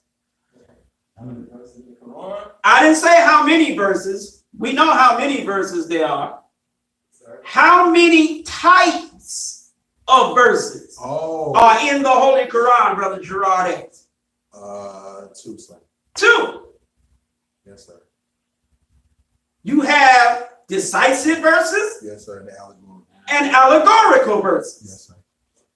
Now, this is coming from a Nation of Islam minister, and you know us Nation of Islam cats, we don't follow the Quran. We don't know the Quran. We don't study the Quran. What the hell we know about Quran? Ain't but 2 types of verses in the whole book. Decisive, allegorical. Yes, sir. All right. Then, what you mean then? After Allah reveals the book with truth, Yes, sir. some of whose verses are decisive, others allegorical, Yes, sir. those in whose hearts is perversity. Go ahead. Follow the part of it, which is allegorical. Right. Meaning, there are those who claim Islam, Prophet, and Quran, but they choose to follow the verses of the Quran that are allegorical. Not the ones that are decisive, the ones that are allegorical. Seeking to what? Mislead. Come on. Confusion, Right. misunderstanding, Yes, sir. misinterpretation. Yes, sir. And seeking to give it, the Quran, Right. their own interpretation. And none knows its interpretation save Allah and those firmly rooted in knowledge. Come on. They say, they who? The ones that are firmly rooted in knowledge. We believe in it. It is all from our Lord. And none mind except men of what? Understanding. Not misunderstanding, Right. but understanding. Right. All right. Footnote. I'm not reading all this spooky footnote. Suffice it to say that the rule of interpretation, now confusion, misunderstanding, Right. misinterpretation. When you have a misinterpretation of the truth, it brings about confusion, right? That's right. And it brings about misunderstanding, right? Yes, sir. It's all in the interpretation, right or wrong? That's right. Okay. So in the Holy Quran, you don't just have the truth. The Holy Quran also provides you with the proper tool to determine the proper interpretation of it. Go ahead. The Holy Quran doesn't say, here I am, I'm the Quran. Take me and run with me. The Holy Quran says, yeah, I'm here, I'm the Quran, and this is how you ought to take me, and this is how you ought to run with me. Come on. You have a rule of interpreting the Quran in the Quran. Come on. All right.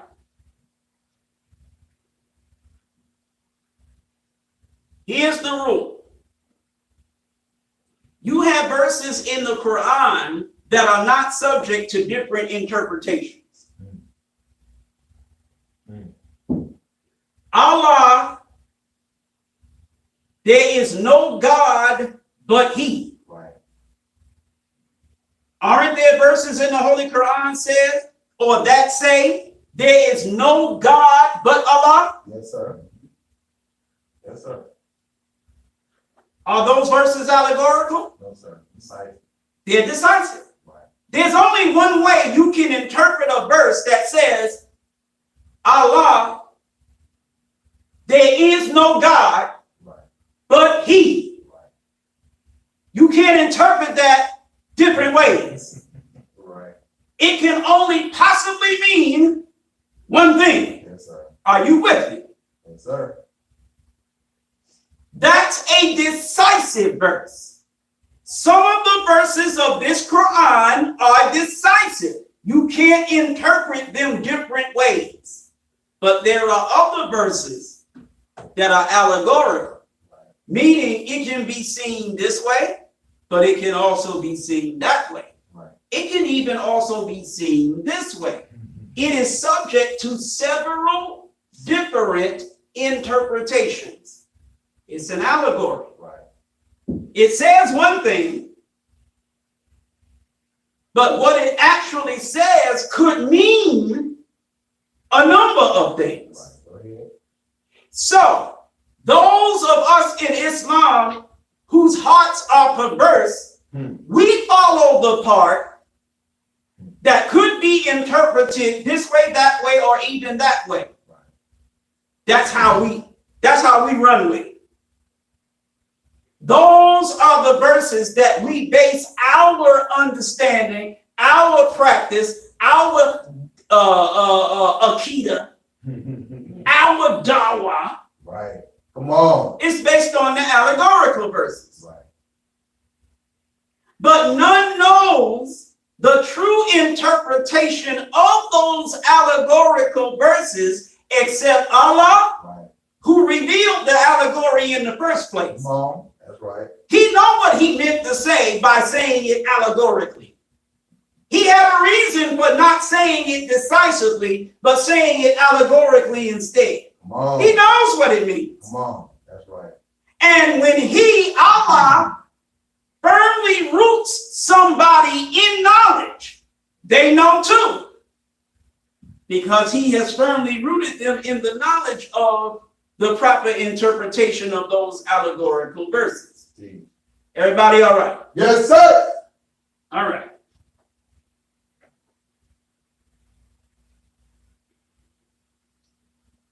I want to read something to you.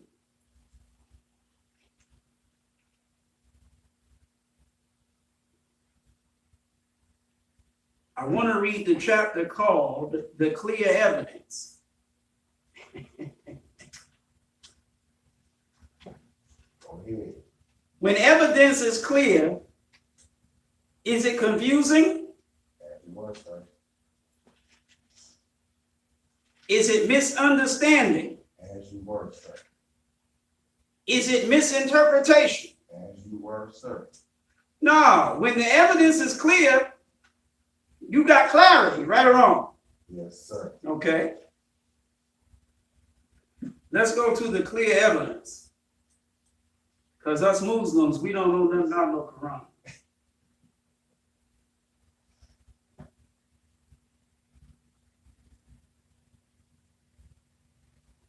Page 1232. Let's go.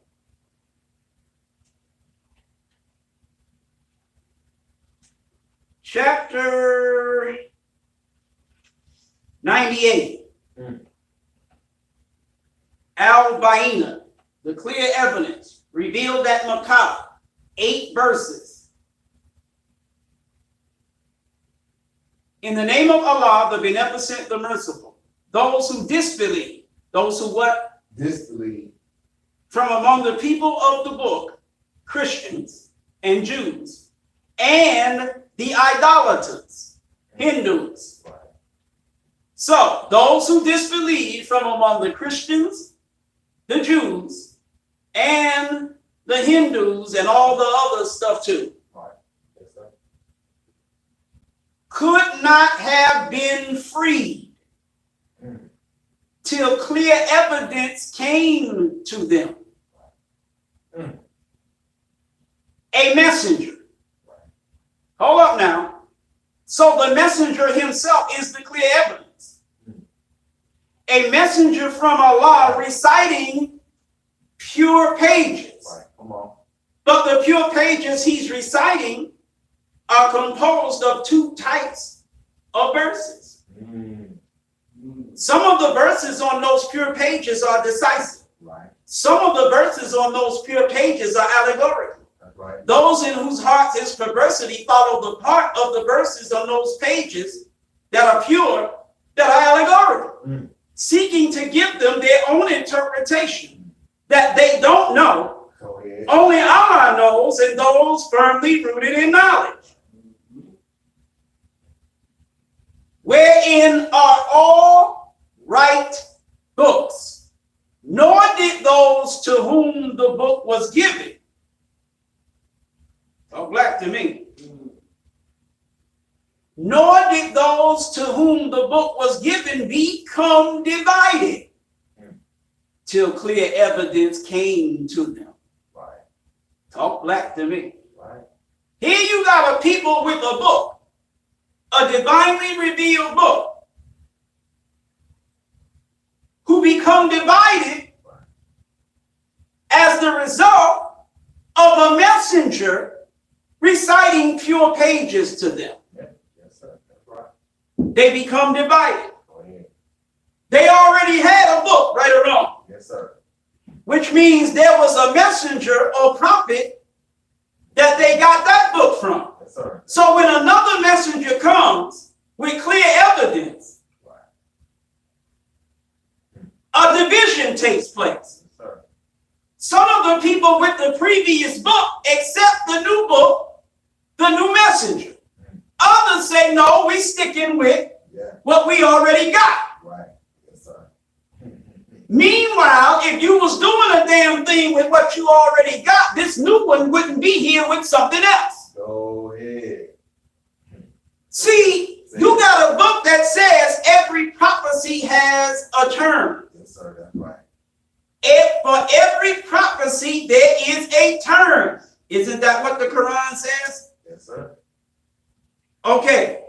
So for the prophecy of Prophet Muhammad, meaning his revelation, Yes, sir. the Holy Quran, there's a term. That's right. That's right. You got these silly Orthodox Muslims who think this book, the Holy Quran, the scripture of the Holy Quran, is going to be the guidance for the people throughout eternity. How stupid can you be? They must not be reading. I know damn well they not Read it.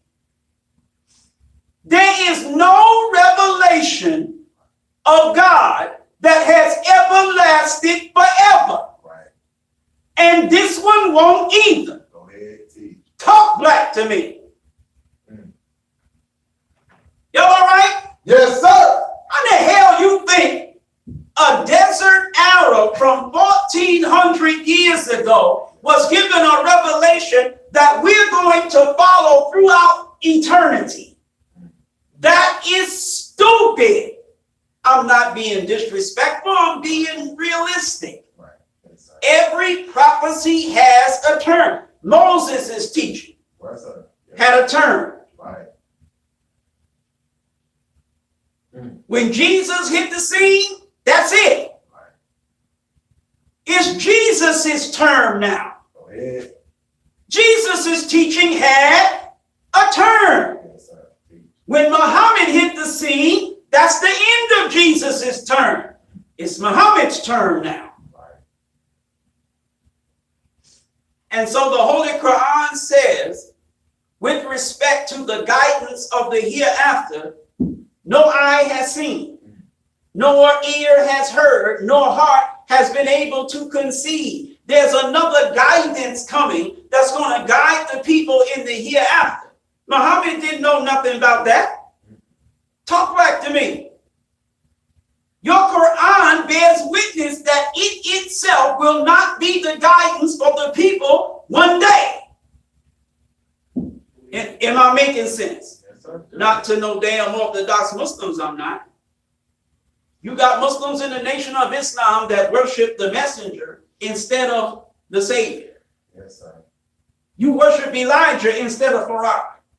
You got Muslims in the Orthodox Islamic world that worship Prophet Muhammad instead of Allah. Right. That worship the Quran instead of Allah. Right. The Quran says that if all the trees were pens and all the oceans were ink, Right. you could not exhaust the words of Allah. Come on. Yet you trying to tell me this is it right here. You stupid. I can whoop you with the Quran. Come on. I ain't got to recite no lessons. I don't have to use message to the black man. I can whoop you with the Quran, Orthodox Muslim.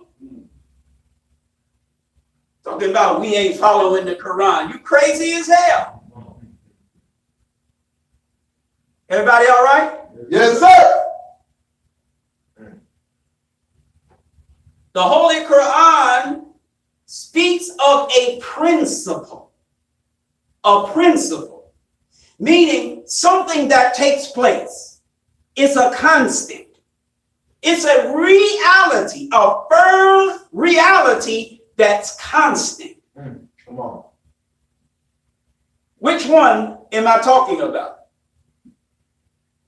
The Holy Quran says, "Gate a message or cause it to be forgotten.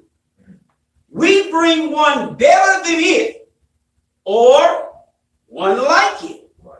Right or wrong? That's a constant. Yes, sir. It's a reality. Allah reveals messages Right. through his prophets or messengers. Then he abrogates those messages. Right. He causes those messages to be forgotten and brings another message better than that one Yes, sir. Or the light. or one like that one. Right. Why? Because Allah is he who produces the first creation, then he reproduces it. What's the problem? So Allah produces a creation through Moses. Right. And there's a dispensation of Moses that lasts hundreds of years. Right. Then Allah reproduces that creation. He abrogates the message of Moses, causes it to be forgotten, brings one through Jesus that's better than the one of Moses, or one like it, Right.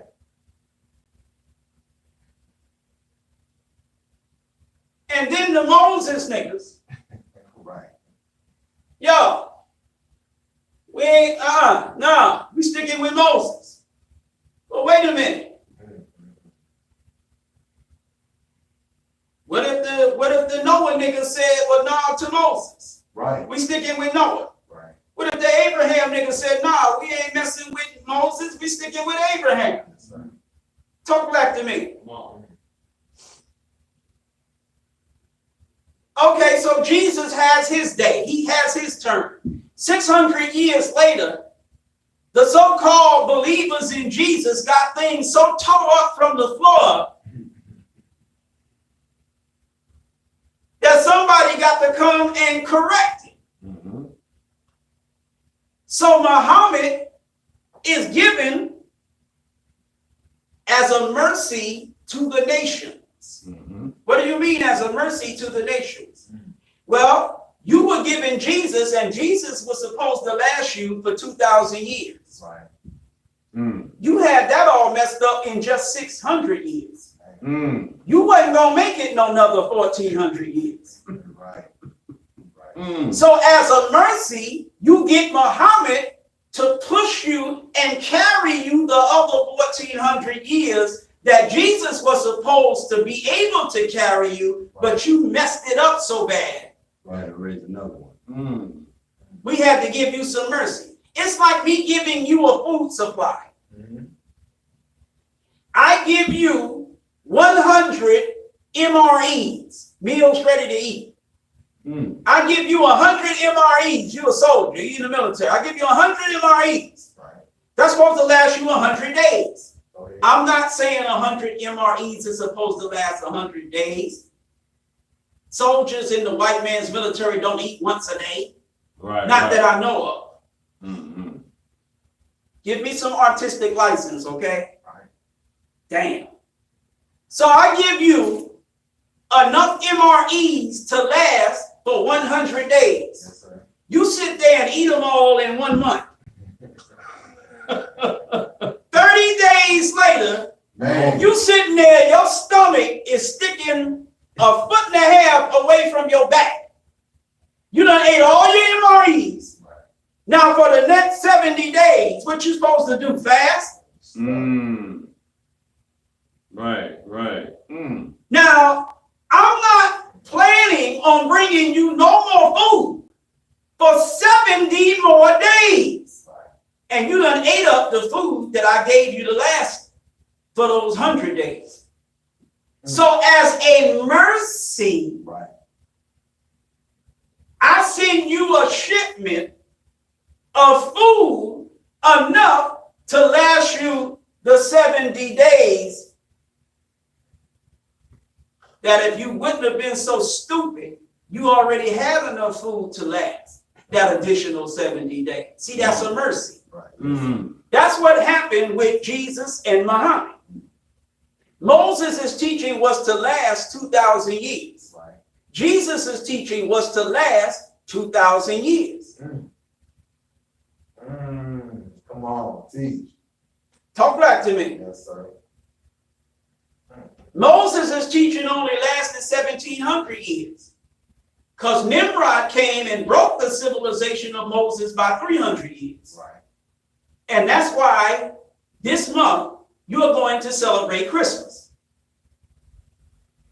Your belief in and celebration of the holiday of Christmas, the false belief, the false teaching that Jesus was born on the 25th of December and some wise men came and gave some gifts. And now you running around planting Christmas trees, decking the halls with boughs of holly, fa la la la la, la la la la. Hang up ornaments, mistletoe. 'Tis the damn season to be jolly. Fa la la la la, la la la la. Right. You in La La Land, all right. Yuletide carols. All this stuff. Yuletide carols on an open fire. Jack Frost nipping at your nose. Oh, Right or wrong? yes, sir. Nat King Cole niggas. Yuletide carols being sung by a choir. Right, come on. Sing Noel, Noel, Noel. All of that is the result of Nimrod breaking the civilization of Moses by 300 years. What did Jeremiah say about Christmas in chapter 8? Jeremiah was like, nah, son. You know Jeremiah was from New York? Jeremiah was like, nah, son. Right. None of that taking a tree and fastening it and putting gold and silver on it. Right. Learn not the way of the heathen. Right or wrong? Right. But that's exactly what you're doing, because the civilization of Moses that does not allow for the belief in or engaging in Christmas, it was broken by Nimrod. Between Nimrod and his crazy mama, Semiramis, Nimrod and his crazy mama, they done cooked up that Nimrod died and he was a god and a tree grew up out of his damn grave. Come on. Huh? Come on. See. Y'all all right? Yes, sir. All together with another bunch of foolishness added to that. Now you got Christmas. Right. Or he in the South criminal. So Moses' teaching was to last for 2,000 years, lasted 17, Nimrod broke it, and for 300 years they got so buck wild, Jesus had to come, Right. hey, whoa, Right. pump the damn brakes. Jesus like, Yes, sir. Jesus was like Minister Eric. What? He trying to say he G? Shut up. I'm making a joke. Yes, sir. Go ahead. Corny to some, cool with others. Jesus was like Minister Eric. Go ahead. In the sense that after 300 years of following Nimrod away from Moses, Jesus like, what the F is wrong with you, mother, so and so and so and so? He like Minister Eric. What the is this? Because that's how I am with y'all Muslims now. What are you doing? What the hell is wrong with you? Go ahead. And they reacted to Jesus the same way you punk niggas react to me. You get resentful. You feel violated and disrespected. You push back. Same thing they did with Jesus. Yes. Jesus comes smacking niggas about being so off the course from Moses. Yes, Eric comes smacking niggas about being so off the course of Elijah. Come on.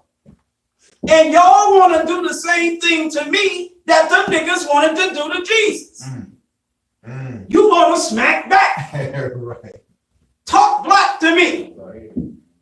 Okay, so Jesus comes and he's like, look, we're going to take this for the next 2,000 years until the coming of the Comforter, the Spirit of truth that's going to guide you into all truth. See, there's many things that I can tell you, but you ain't ready for it now. Right. That's Jesus, not Eric, Jesus. Right. Howbeit, meaning but, however, when he is come, not when me is come, I ain't coming back. It's expedient that I go away, which means I'm about to get that work. I'm dying. I'm going to be dead. I'm going to be gone. So it's expedient for me to go away so that the Comforter can come to you. Are you with it? Yes, sir. Now, there are many things that I could tell you, but you ain't ready yet. But when he, not me, when he is come. Well, Jesus, when is he coming? After the workings of Satan? Talk back to me. Well, when is after the workings of Satan? The seventh day. Come on. When you say when he is come, about an advent time. Right or wrong? Right. His coming is his advent, right? Wait. Well, when is the advent day? Mm. What's the difference between the advent day and the Sabbath day? Mm. The whole reason you have the Sabbath day is that the Sabbath day serves as a sign of the Advent day. So you work 6 days, but on the 7th day, you don't do no work. Your ox don't do no work. Everything stops. Mm. It's all about the Lord that day. That's right. Right. Why? Because there's a he that's coming, that's the Spirit of truth, that's going to guide you into all truth. And the day he comes, that Advent day, that's the Lord's day and time to establish the kingdom of heaven on earth. Mm. Are you with me? Yes, sir. See, that's the substance of Sabbath day, not the symbol of it. Mm. Having a Sabbath in the Jewish religion on Saturday, having a Lord's Day in the Christian religion on Sunday, that's a sign, that's a symbol, that's the symbol of Sabbath day. Wait. The substance of Sabbath day is the coming of God, the second coming of Christ, or not the second coming of Christ, but the second coming of Jesus, who is Christ. Right. To establish the kingdom of heaven on earth. That's the substance of Sabbath day. Are you with me? Yes, sir. Well, when is that, Jesus? That's the 7th day. Well, what you mean, the 7th day? Well, if a day in the Lord is as 1,000 years, then the Sabbath day is the 7,000th year. Talk back to me. Now, according to Bishop Usher's chronology, we are just now getting into the Sabbath year, the 7th day, the 7th millennium. We just now getting into it. Bishop Usher's chronology starts the Bible with 4004 BC. Add 2,000 years AD, you got 6,000 years, right or wrong? Right. Mm. After you complete 6,000 years, you start on the what? 7,000 year. Right. Right or wrong? Right. And that's supposed to be the Advent day. That's supposed to be the end of the world, right? Mm-hmm. The rapture, the establishment of the kingdom of heaven on earth, right? Well, Jesus was supposed to take us up to him. Jesus did not say it's expedient that I go away, because if I go not away, Prophet Muhammad can't come to you. Mm. Mm. Mm. You with me, brother? Yes, sir. Yes, sir. Jesus said it's expedient that I go away, for if I go not away, the Comforter cannot come to you. Prophet Muhammad ain't the Comforter. Right. Prophet Muhammad is my man. Come on. Make no mistake about it, just like all the prophets. Yes, sir. But guess what? He ain't the Comforter. He said it's expedient that I go away, for if I go not away, the Comforter cannot come to you. But if I go away, I will send the Comforter to you. Right. Right or wrong? Right. Exactly. Okay, Prophet Muhammad comes between Jesus and the Comforter. What's he doing there? Mm. That's why the Quran refers to him as a mercy to the nations. Wasn't nobody supposed to come, not really, not plan A was that Jesus would last for the 2,000 years between himself and the Comforter who comes after the workings of Satan. Mm. Mm.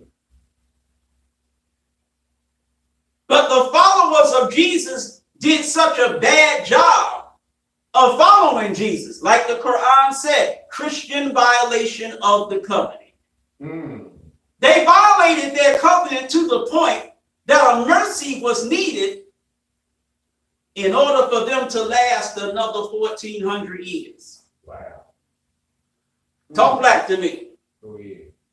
The Jews violated their covenant, and that's why they needed Jesus. The Christians violated their covenant. That's why they needed Muhammad. Now the question is, have the Muslims violated their covenant? Yes, sir. Yes, sir. I ask again.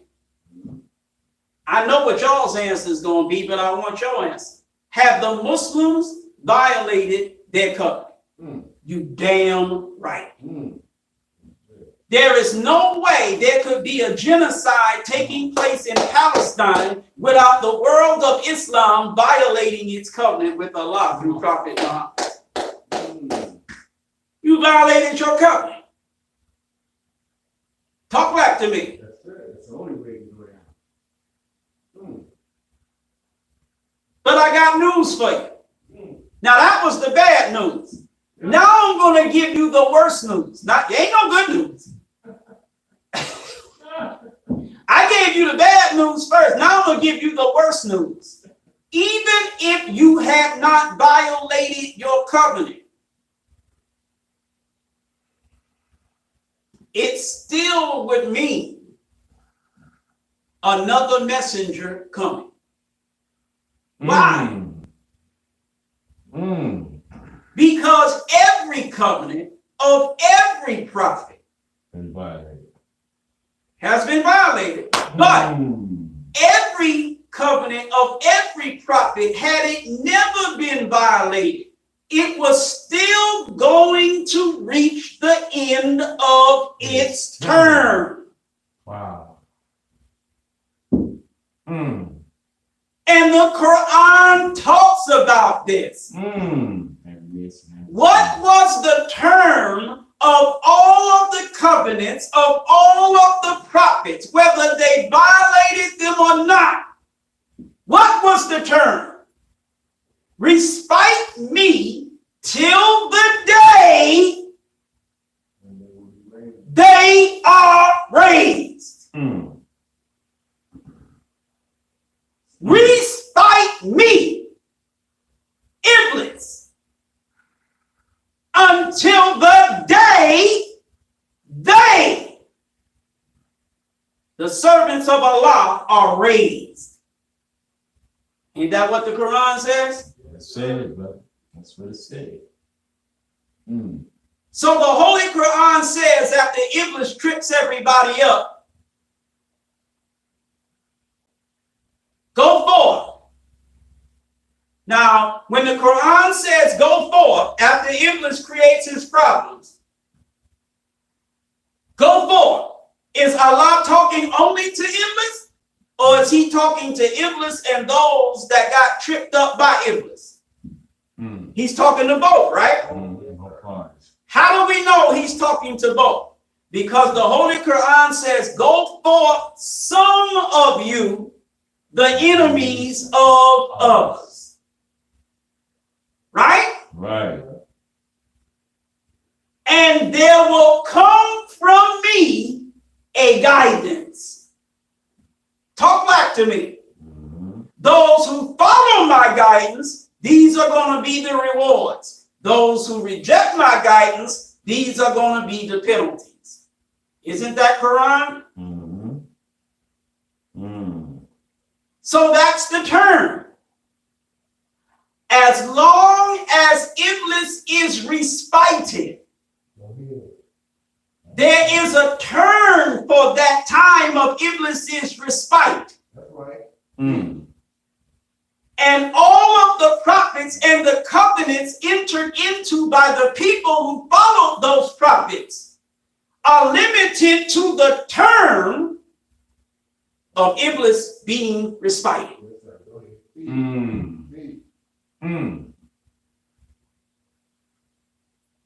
Once Iblis's respite is over, the people that Iblis has been coming to from before and behind, from the right and from the left, and making as many of them as he could ungrateful.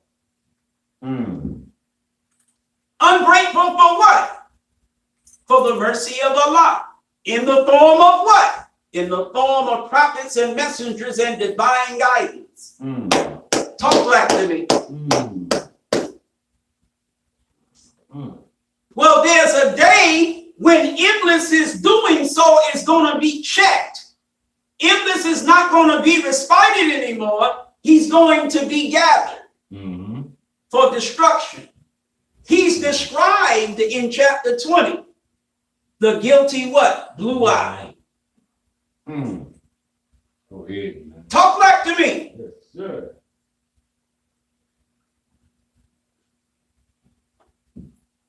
Then those whom he has been opposing, those to whom he's an enemy, are raised. That's the end of one term and the beginning of another term that never ends. Are you listening to me? So when the day comes that they are raised, they're not just raised by happenstance. Come on. Allah comes to personally orchestrate the resurrection, but through a message and with another revelation. Talk back to me. Okay. There's a book that this Quran talks about that only the righteous touch. Well, the unrighteous have touched this, so this ain't that book. Talk back to me. I don't understand how you read the Holy Quran and talking about the Aqidah of the Nation of Islam is wrong. Where you get that from? Because I read the same Quran you read, and the Aqidah of the Nation of Islam is right and exact. And I'll smack you up with the Quran all day long. You ain't got no Quran smoke for me. Siraj, Wahaj. You ain't got no damn smoke for me when it comes to the Quran. Want to try me? You think I'm just saying this because I'm in my empty room in front of my camera? The only reason I stay in an empty room in front of a camera talking what you think is some bold trash that I'm scared to talk outside of it is because won't nobody allow me to be on a platform larger because they know that I will smack them up. You don't want Eric Muhammad out this empty room. You want to contain me to this empty room. You don't want no funk with me.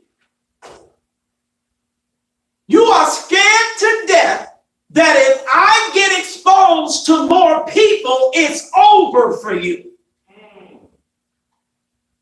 So you do everything you can to hide me. Y'all all right? Yes, sir. All praise is due to Allah for the most honorable Elijah Muhammad. You like a bum champion that won't give a serious contender a shot for the title. Ducking, you don't fight nobody but bums. You don't fight no real contenders. Right. I ain't bluffing. Set it up. What you want to do? You don't want it. You are not following the Holy Quran. I'm following it. We, the followers of Elijah, are following the Holy Quran. Let me show you one example of what I mean.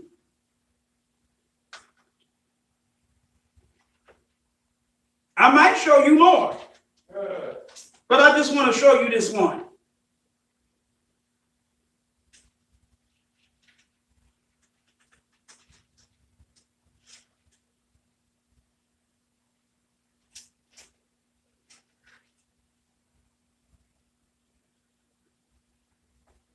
Chapter 11, we're going to start with verse 96. And certainly we sent Moses with our signs and a clear authority. Who did they send? They sent Moses. Who is that? The we of the Quran, meaning Allah. Why does the Quran, when it talks about Allah, why does it so often say, and we sent? Do you know why Allah 1400 years ago says we sent Moses? Because the Allah in the Quran 1400 years ago was he. He didn't send Moses nowhere. He wasn't even born when Moses was sent.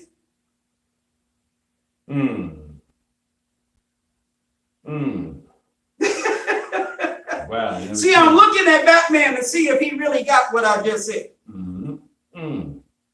There is a flesh and blood living man talking to Muhammad, saying to Muhammad, and we sent Moses.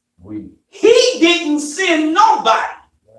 He was sending Muhammad.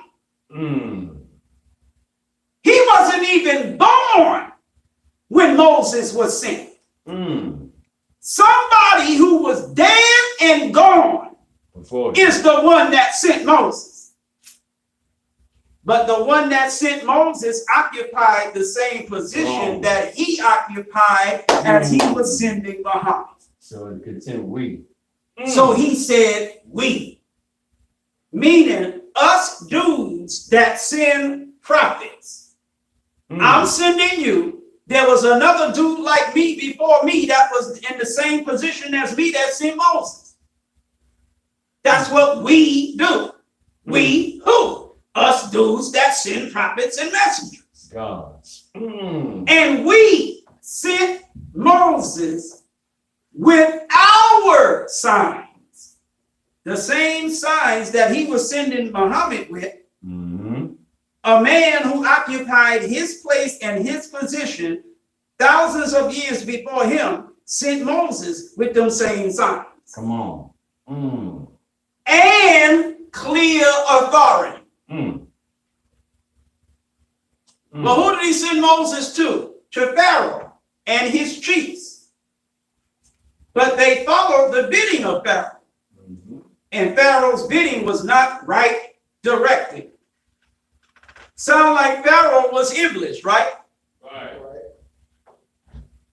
How do you read what I just read in verse 97 and not connect the dots that the Pharaoh whose bidding they followed instead of Moses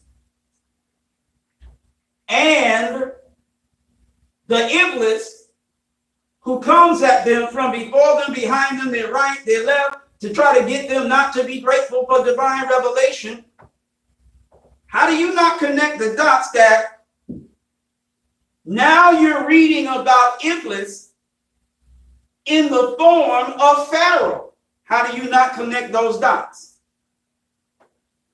Because you got a spooky idea of Iblis. Iblis is some ethereal being. No, Iblis is one individual or group of individuals today.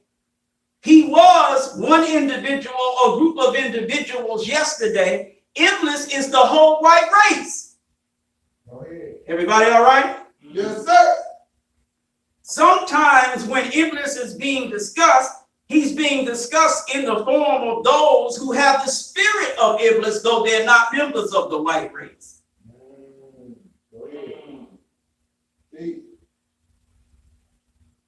He, meaning Pharaoh, verse 98, will lead.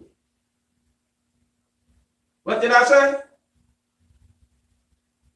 Did y'all catch that? He will lead. Allah is not telling Muhammad now what Pharaoh did in the past. Allah is now talking to Muhammad about what another Pharaoh is going to do in the future. He will lead his people on the day of resurrection. Wait a minute. Pharaoh died. According to the Holy Quran and other verses, he died and his body was preserved. Because when he was drowning He said, I bear witness there's no God but Allah. So his body was preserved according to the Quran, right?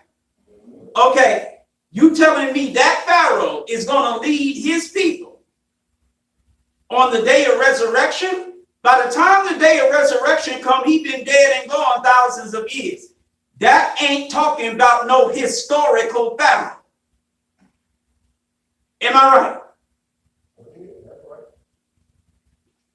He will lead his people on the day of resurrection and bring them down to the fire, and evil the place to which they are brought. Now, will somebody explain to me how the people of Pharaoh were already destroyed thousands of years ago, but Pharaoh is going to lead those people on the day of resurrection thousands of years later and bring them down to the fire? Like, I don't understand how you use the Quran to fight the message of Elijah Muhammad when it is so obvious it bears witness to the message of the most honorable Elijah Muhammad. There is no people that fit the description of Pharaoh and his people. There is no nation that fits that description more than America and its government, its leader. Just as the scripture says, there was an Egypt that had another people in bondage in it for 400 years. We have been in bondage in America for 400 years.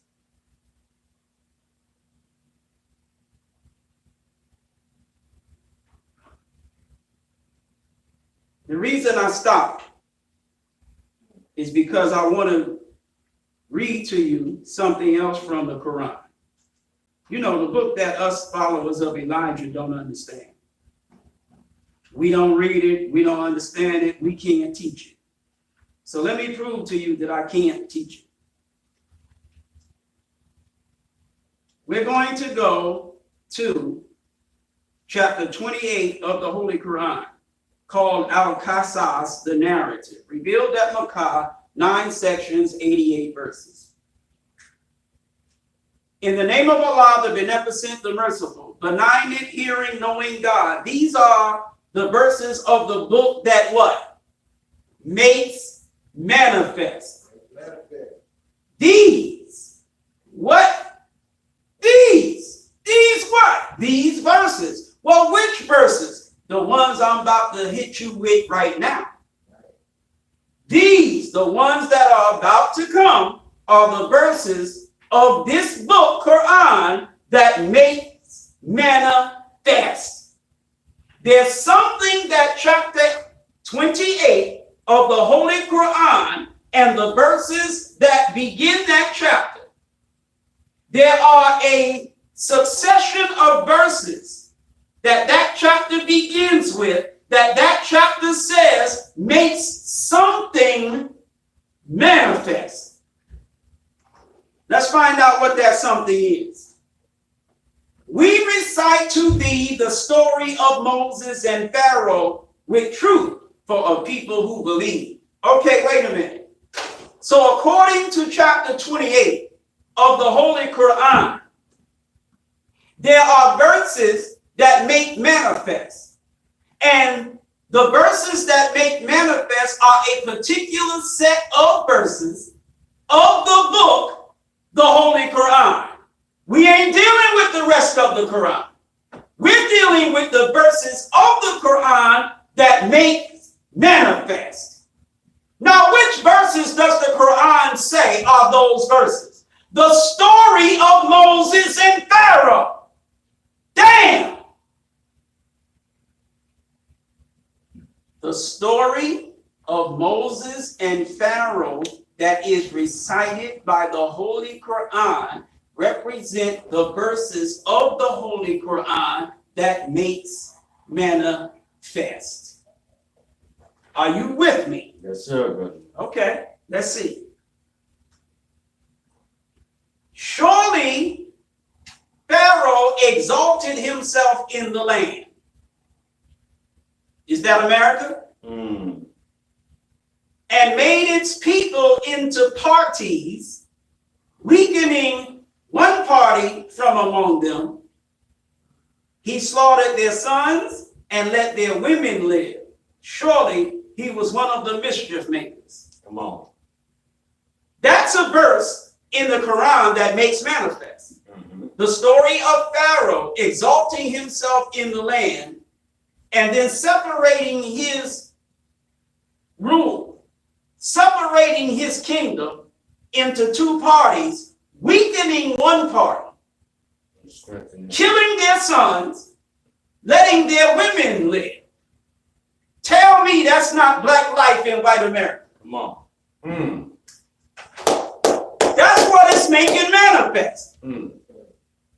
Talk back to me. Mm.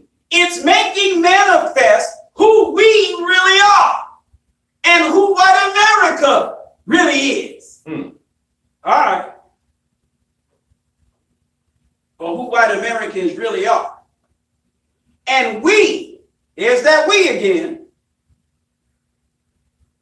Why is it important in verse 5 that it says, and we? Let me tell you why.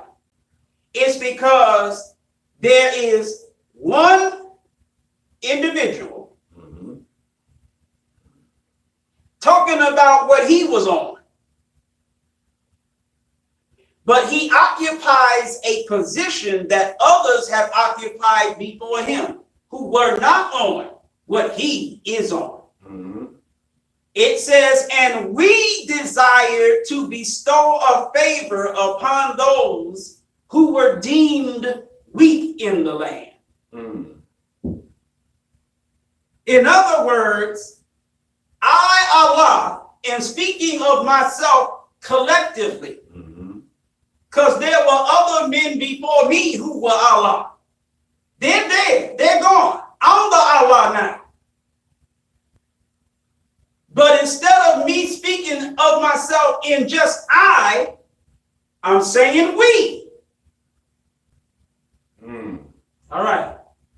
We, which really means for the particular time that this narrative is talking about, it really means I.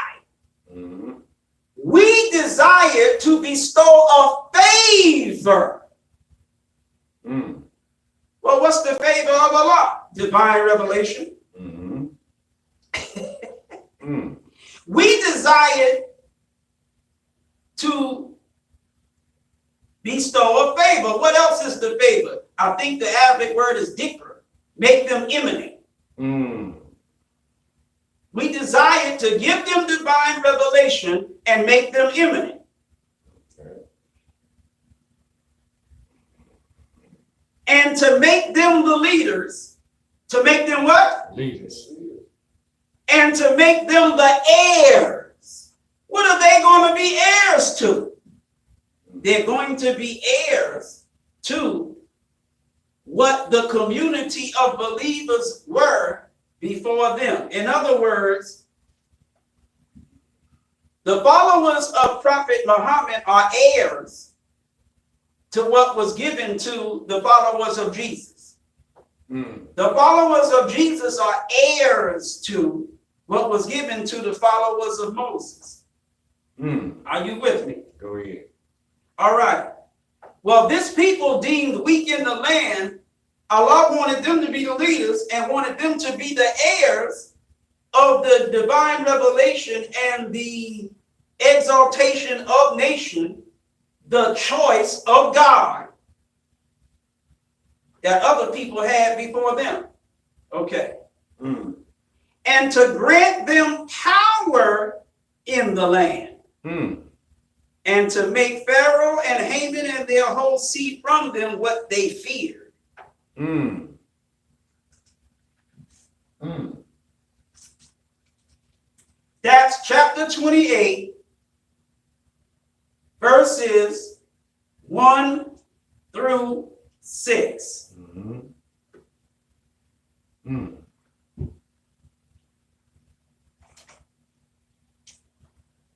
That Pharaoh and that Moses are the Pharaoh and the Moses that are talked about in chapter 11, verse 98.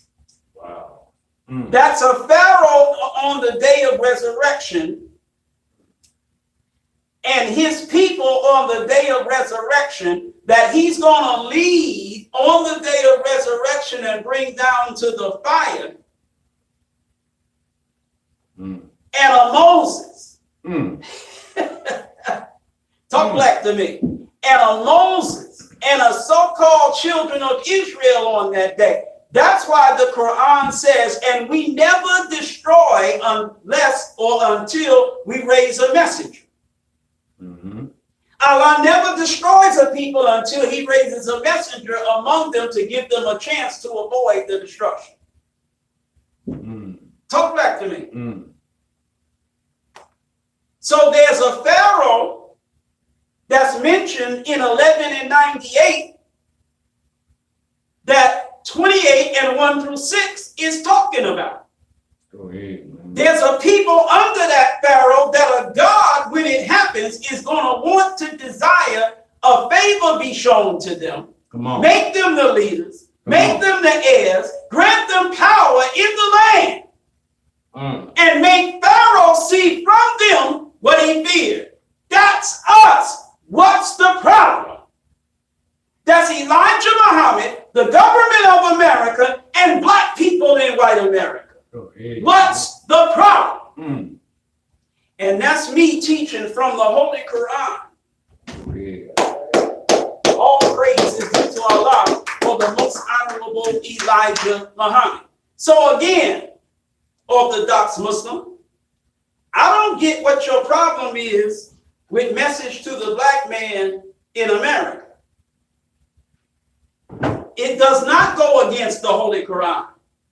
The term of the prophecy of the Holy Quran was up in 1914. Period. There's a new messenger now today. The most honorable Elijah Muhammad. There's a new quote unquote ummah today. The followers of Elijah Muhammad. Go ahead. There's a new guidance today. The message to the black man in America. Allah has come to us in the person of Master Farad Muhammad, desiring to bestow a favor on us, make us the leaders, make us the heirs, grant us power in this earth, and make the white man see from us what he's been fearing for a long time. Are you listening to me? The white man has always feared, as Abraham Lincoln said, don't ask me exactly where he said it, but it is no doubt, no dispute, he said it. He said he fears, when he was talking about slavery in America, he said he feared that God's justice can't sleep forever. Talk back to me. The white man has always been afraid that what he was doing to us was going to come back and bite him one day. And his fear is what Allah desires to make him see. All praise is due to Allah for the most honorable Elijah Muhammad. That's where we're at today. But it's a day that's confusing. The most honorable Elijah Muhammad said, there is so much misunderstanding, and the people's minds are so clouded with that misunderstanding that it's very hard to bring actual truth to the people today, especially the truth of the time. What is the truth of the time that y'all are so confused about that you God and you amazing? What is the truth? What is the confusion about the truth today?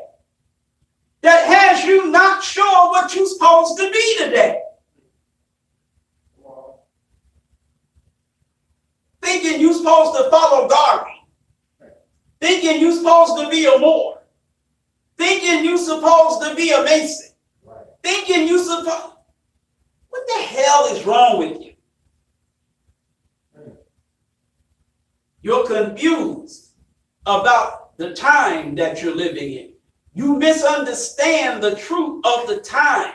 You've been given a misinterpretation of the truth of the time in which you live. That's right. We are no longer living in the time of prophets. Go ahead. So don't tell me nothing about no prophet, Noble Drew Ali. He was a fine Muslim. God damn it, Jesus was a fine Muslim. So what? Right. Moses was a fine Muslim. Tell me any prophet that wasn't a fine Muslim.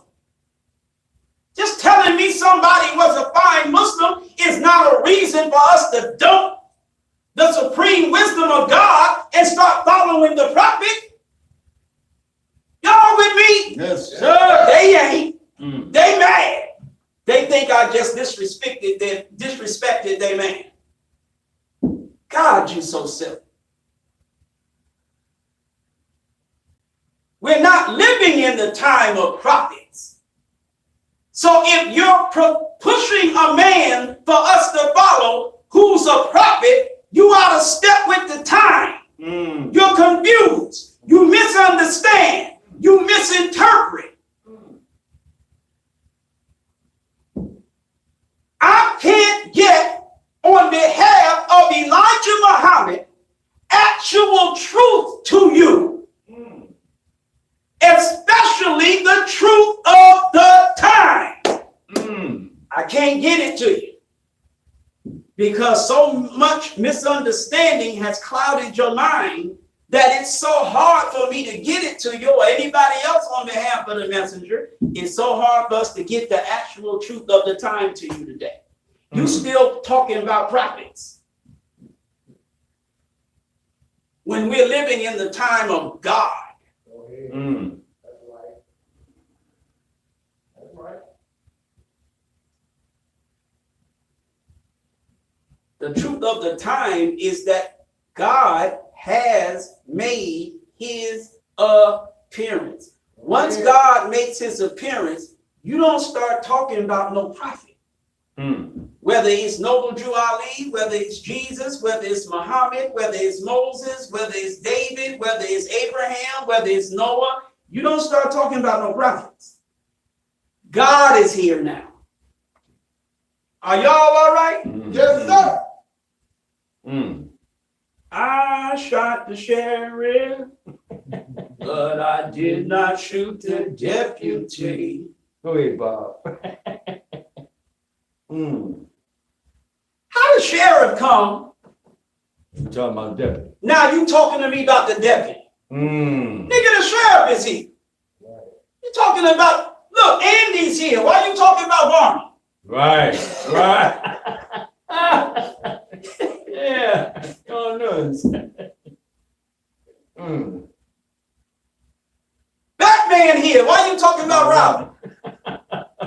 Right. Green Hornet here. You talking about Kato. The hell are you talking about? Right. Jesus is here. Yo, G, what's up? Man, just chilling. You talking about John the Baptist. Wow. The man that John the Baptist said is coming is here now. You talking about John the Baptist during the time of Jesus. Wow. You sound stupid. God is present. Prophets are over. Are you with me? Now, when God is present, messenger ain't over. Because God always deals with the people through a messenger.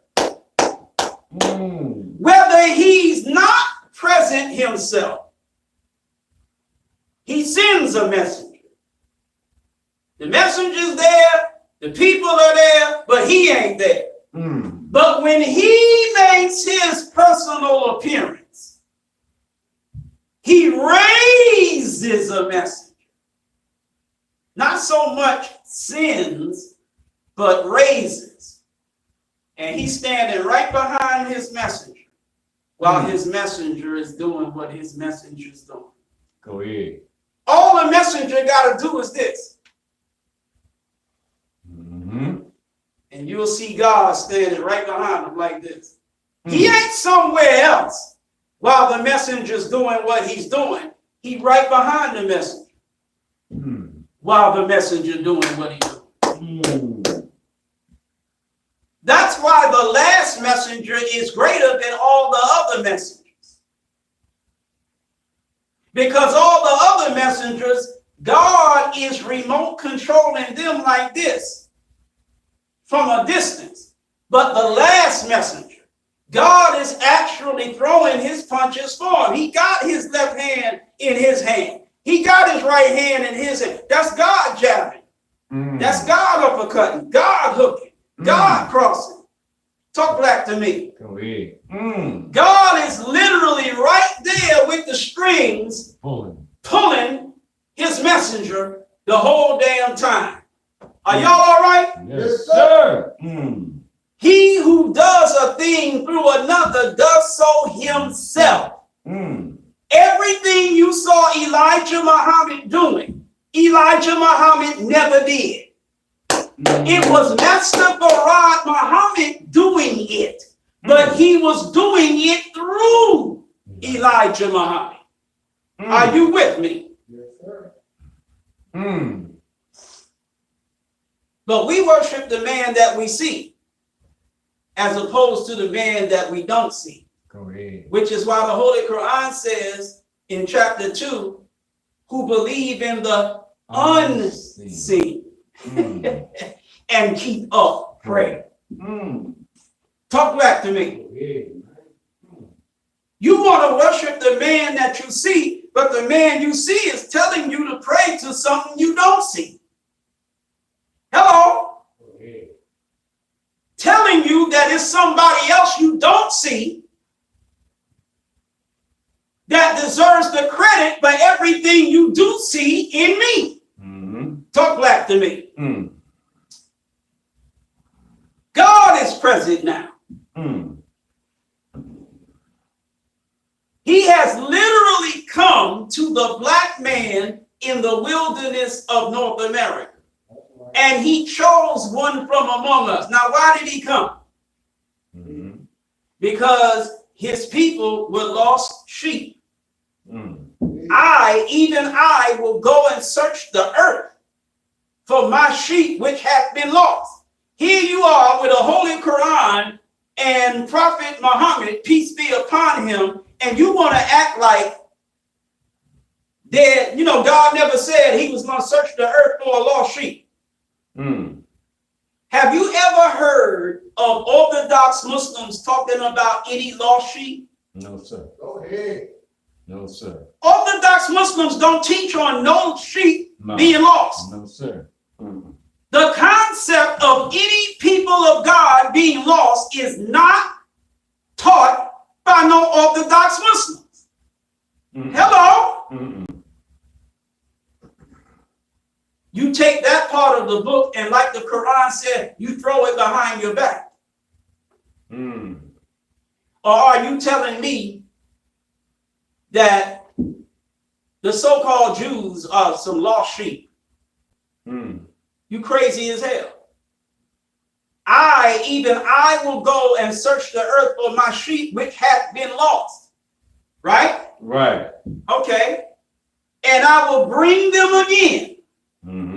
He's going to return those sheep and set them atop the mountains of Israel. Right or wrong? Right. Who is crazy enough to believe Benjamin Milakowski and the other Germans, Poles, and Russians, and whoever other Eastern Europeans, who in the hell thinks that's the fulfillment of the scripture? Talk back to me. I will go and search the earth for my sheep which have been lost. Now, what did Jesus say? Orthodox Muslims want to forget about that. Meanwhile, the Quran says, verifying that which was before it. Go ahead. Well, the whole teaching of a lost sheep that God will search for, find, and restore again, isn't that part of what the Quran is supposed to verify? Right. Well, then what the hell is your problem, Orthodox Muslim? You told me from this book that this book is a verifier of this book, of all books that came before this book. Well, there's some book that talks about sheep that's lost, and God himself returning those sheep to that which they were lost from. Yes, sir. Go ahead. Not no prophet, not no messenger, but God, through a prophet, through a messenger, returning a sheep that were lost to the sheep that they were lost from, or herd that they were lost from. Jesus said, would not a shepherd with 100 sheep, if one of those 100 were lost, leave the 99 and go after that one that was lost? Isn't the Quran supposed to be a verifier of what Jesus taught? Okay. We, the Black nation in America, are members of the Islamic world that were kidnapped nearly 500 years ago, brought to America and stripped of Islam. We lost our religion, not of our own doing, but we lost it through robbery. The white man robbed us of the practice of our religion of Islam.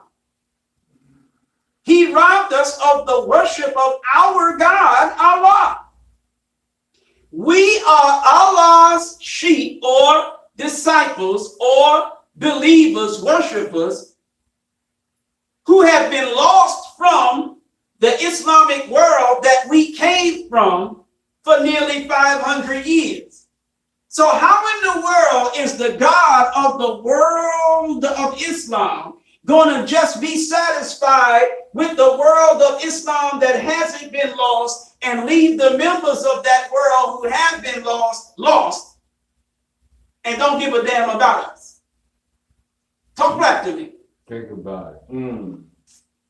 No, he's going to leave y'all to go after us who have been lost from y'all. We are the prodigal sons of y'all. Come after us, get us, return us to you. But we not coming back to you as students, we coming back as teachers.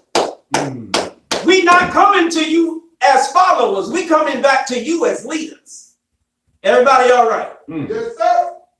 That's what Allah desires of us. And this makes perfect sense. You just don't want to accept us because you're racist. Even you black Muslims, you are racist.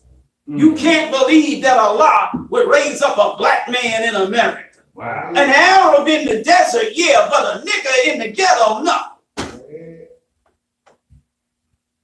Allah got power to raise an Arab in a desert and bring about a turning point in the history of the world. But he can't pick a nigga in the ghetto and bring about a turning point in the history of the world. You doubt the power of Allah. Allah possesses power over all things. Go ahead.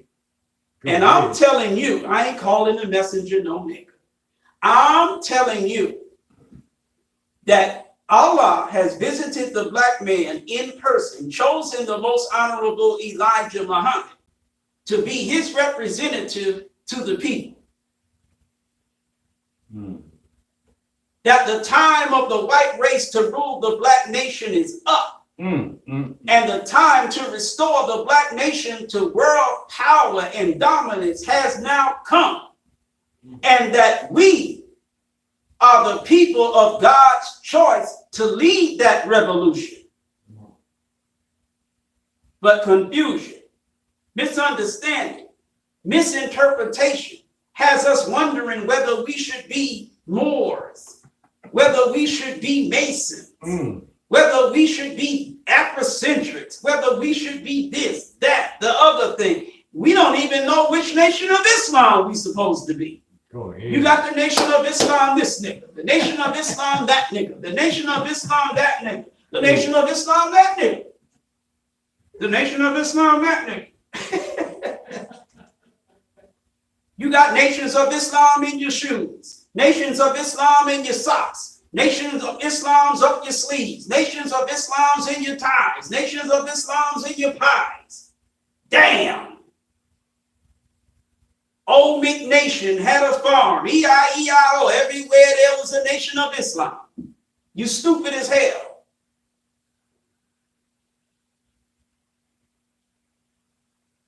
There is one thing you need to be doing today, and that is to be writing your letter to your Savior and Deliverer, Master Farad Muhammad, in care of his messenger, the most honorable Elijah Muhammad, and registering yourself with the real Nation of Islam, which ain't Farrakhan and nobody else, is Elijah and nobody but Elijah. Go ahead. That's what you need to be doing.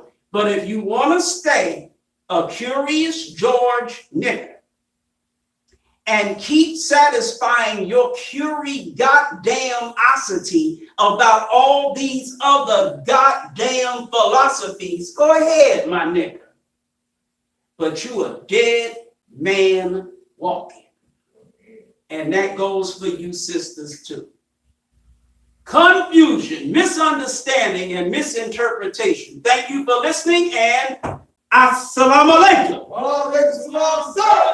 All praise is due to Allah for the most honorable Elijah Muhammad.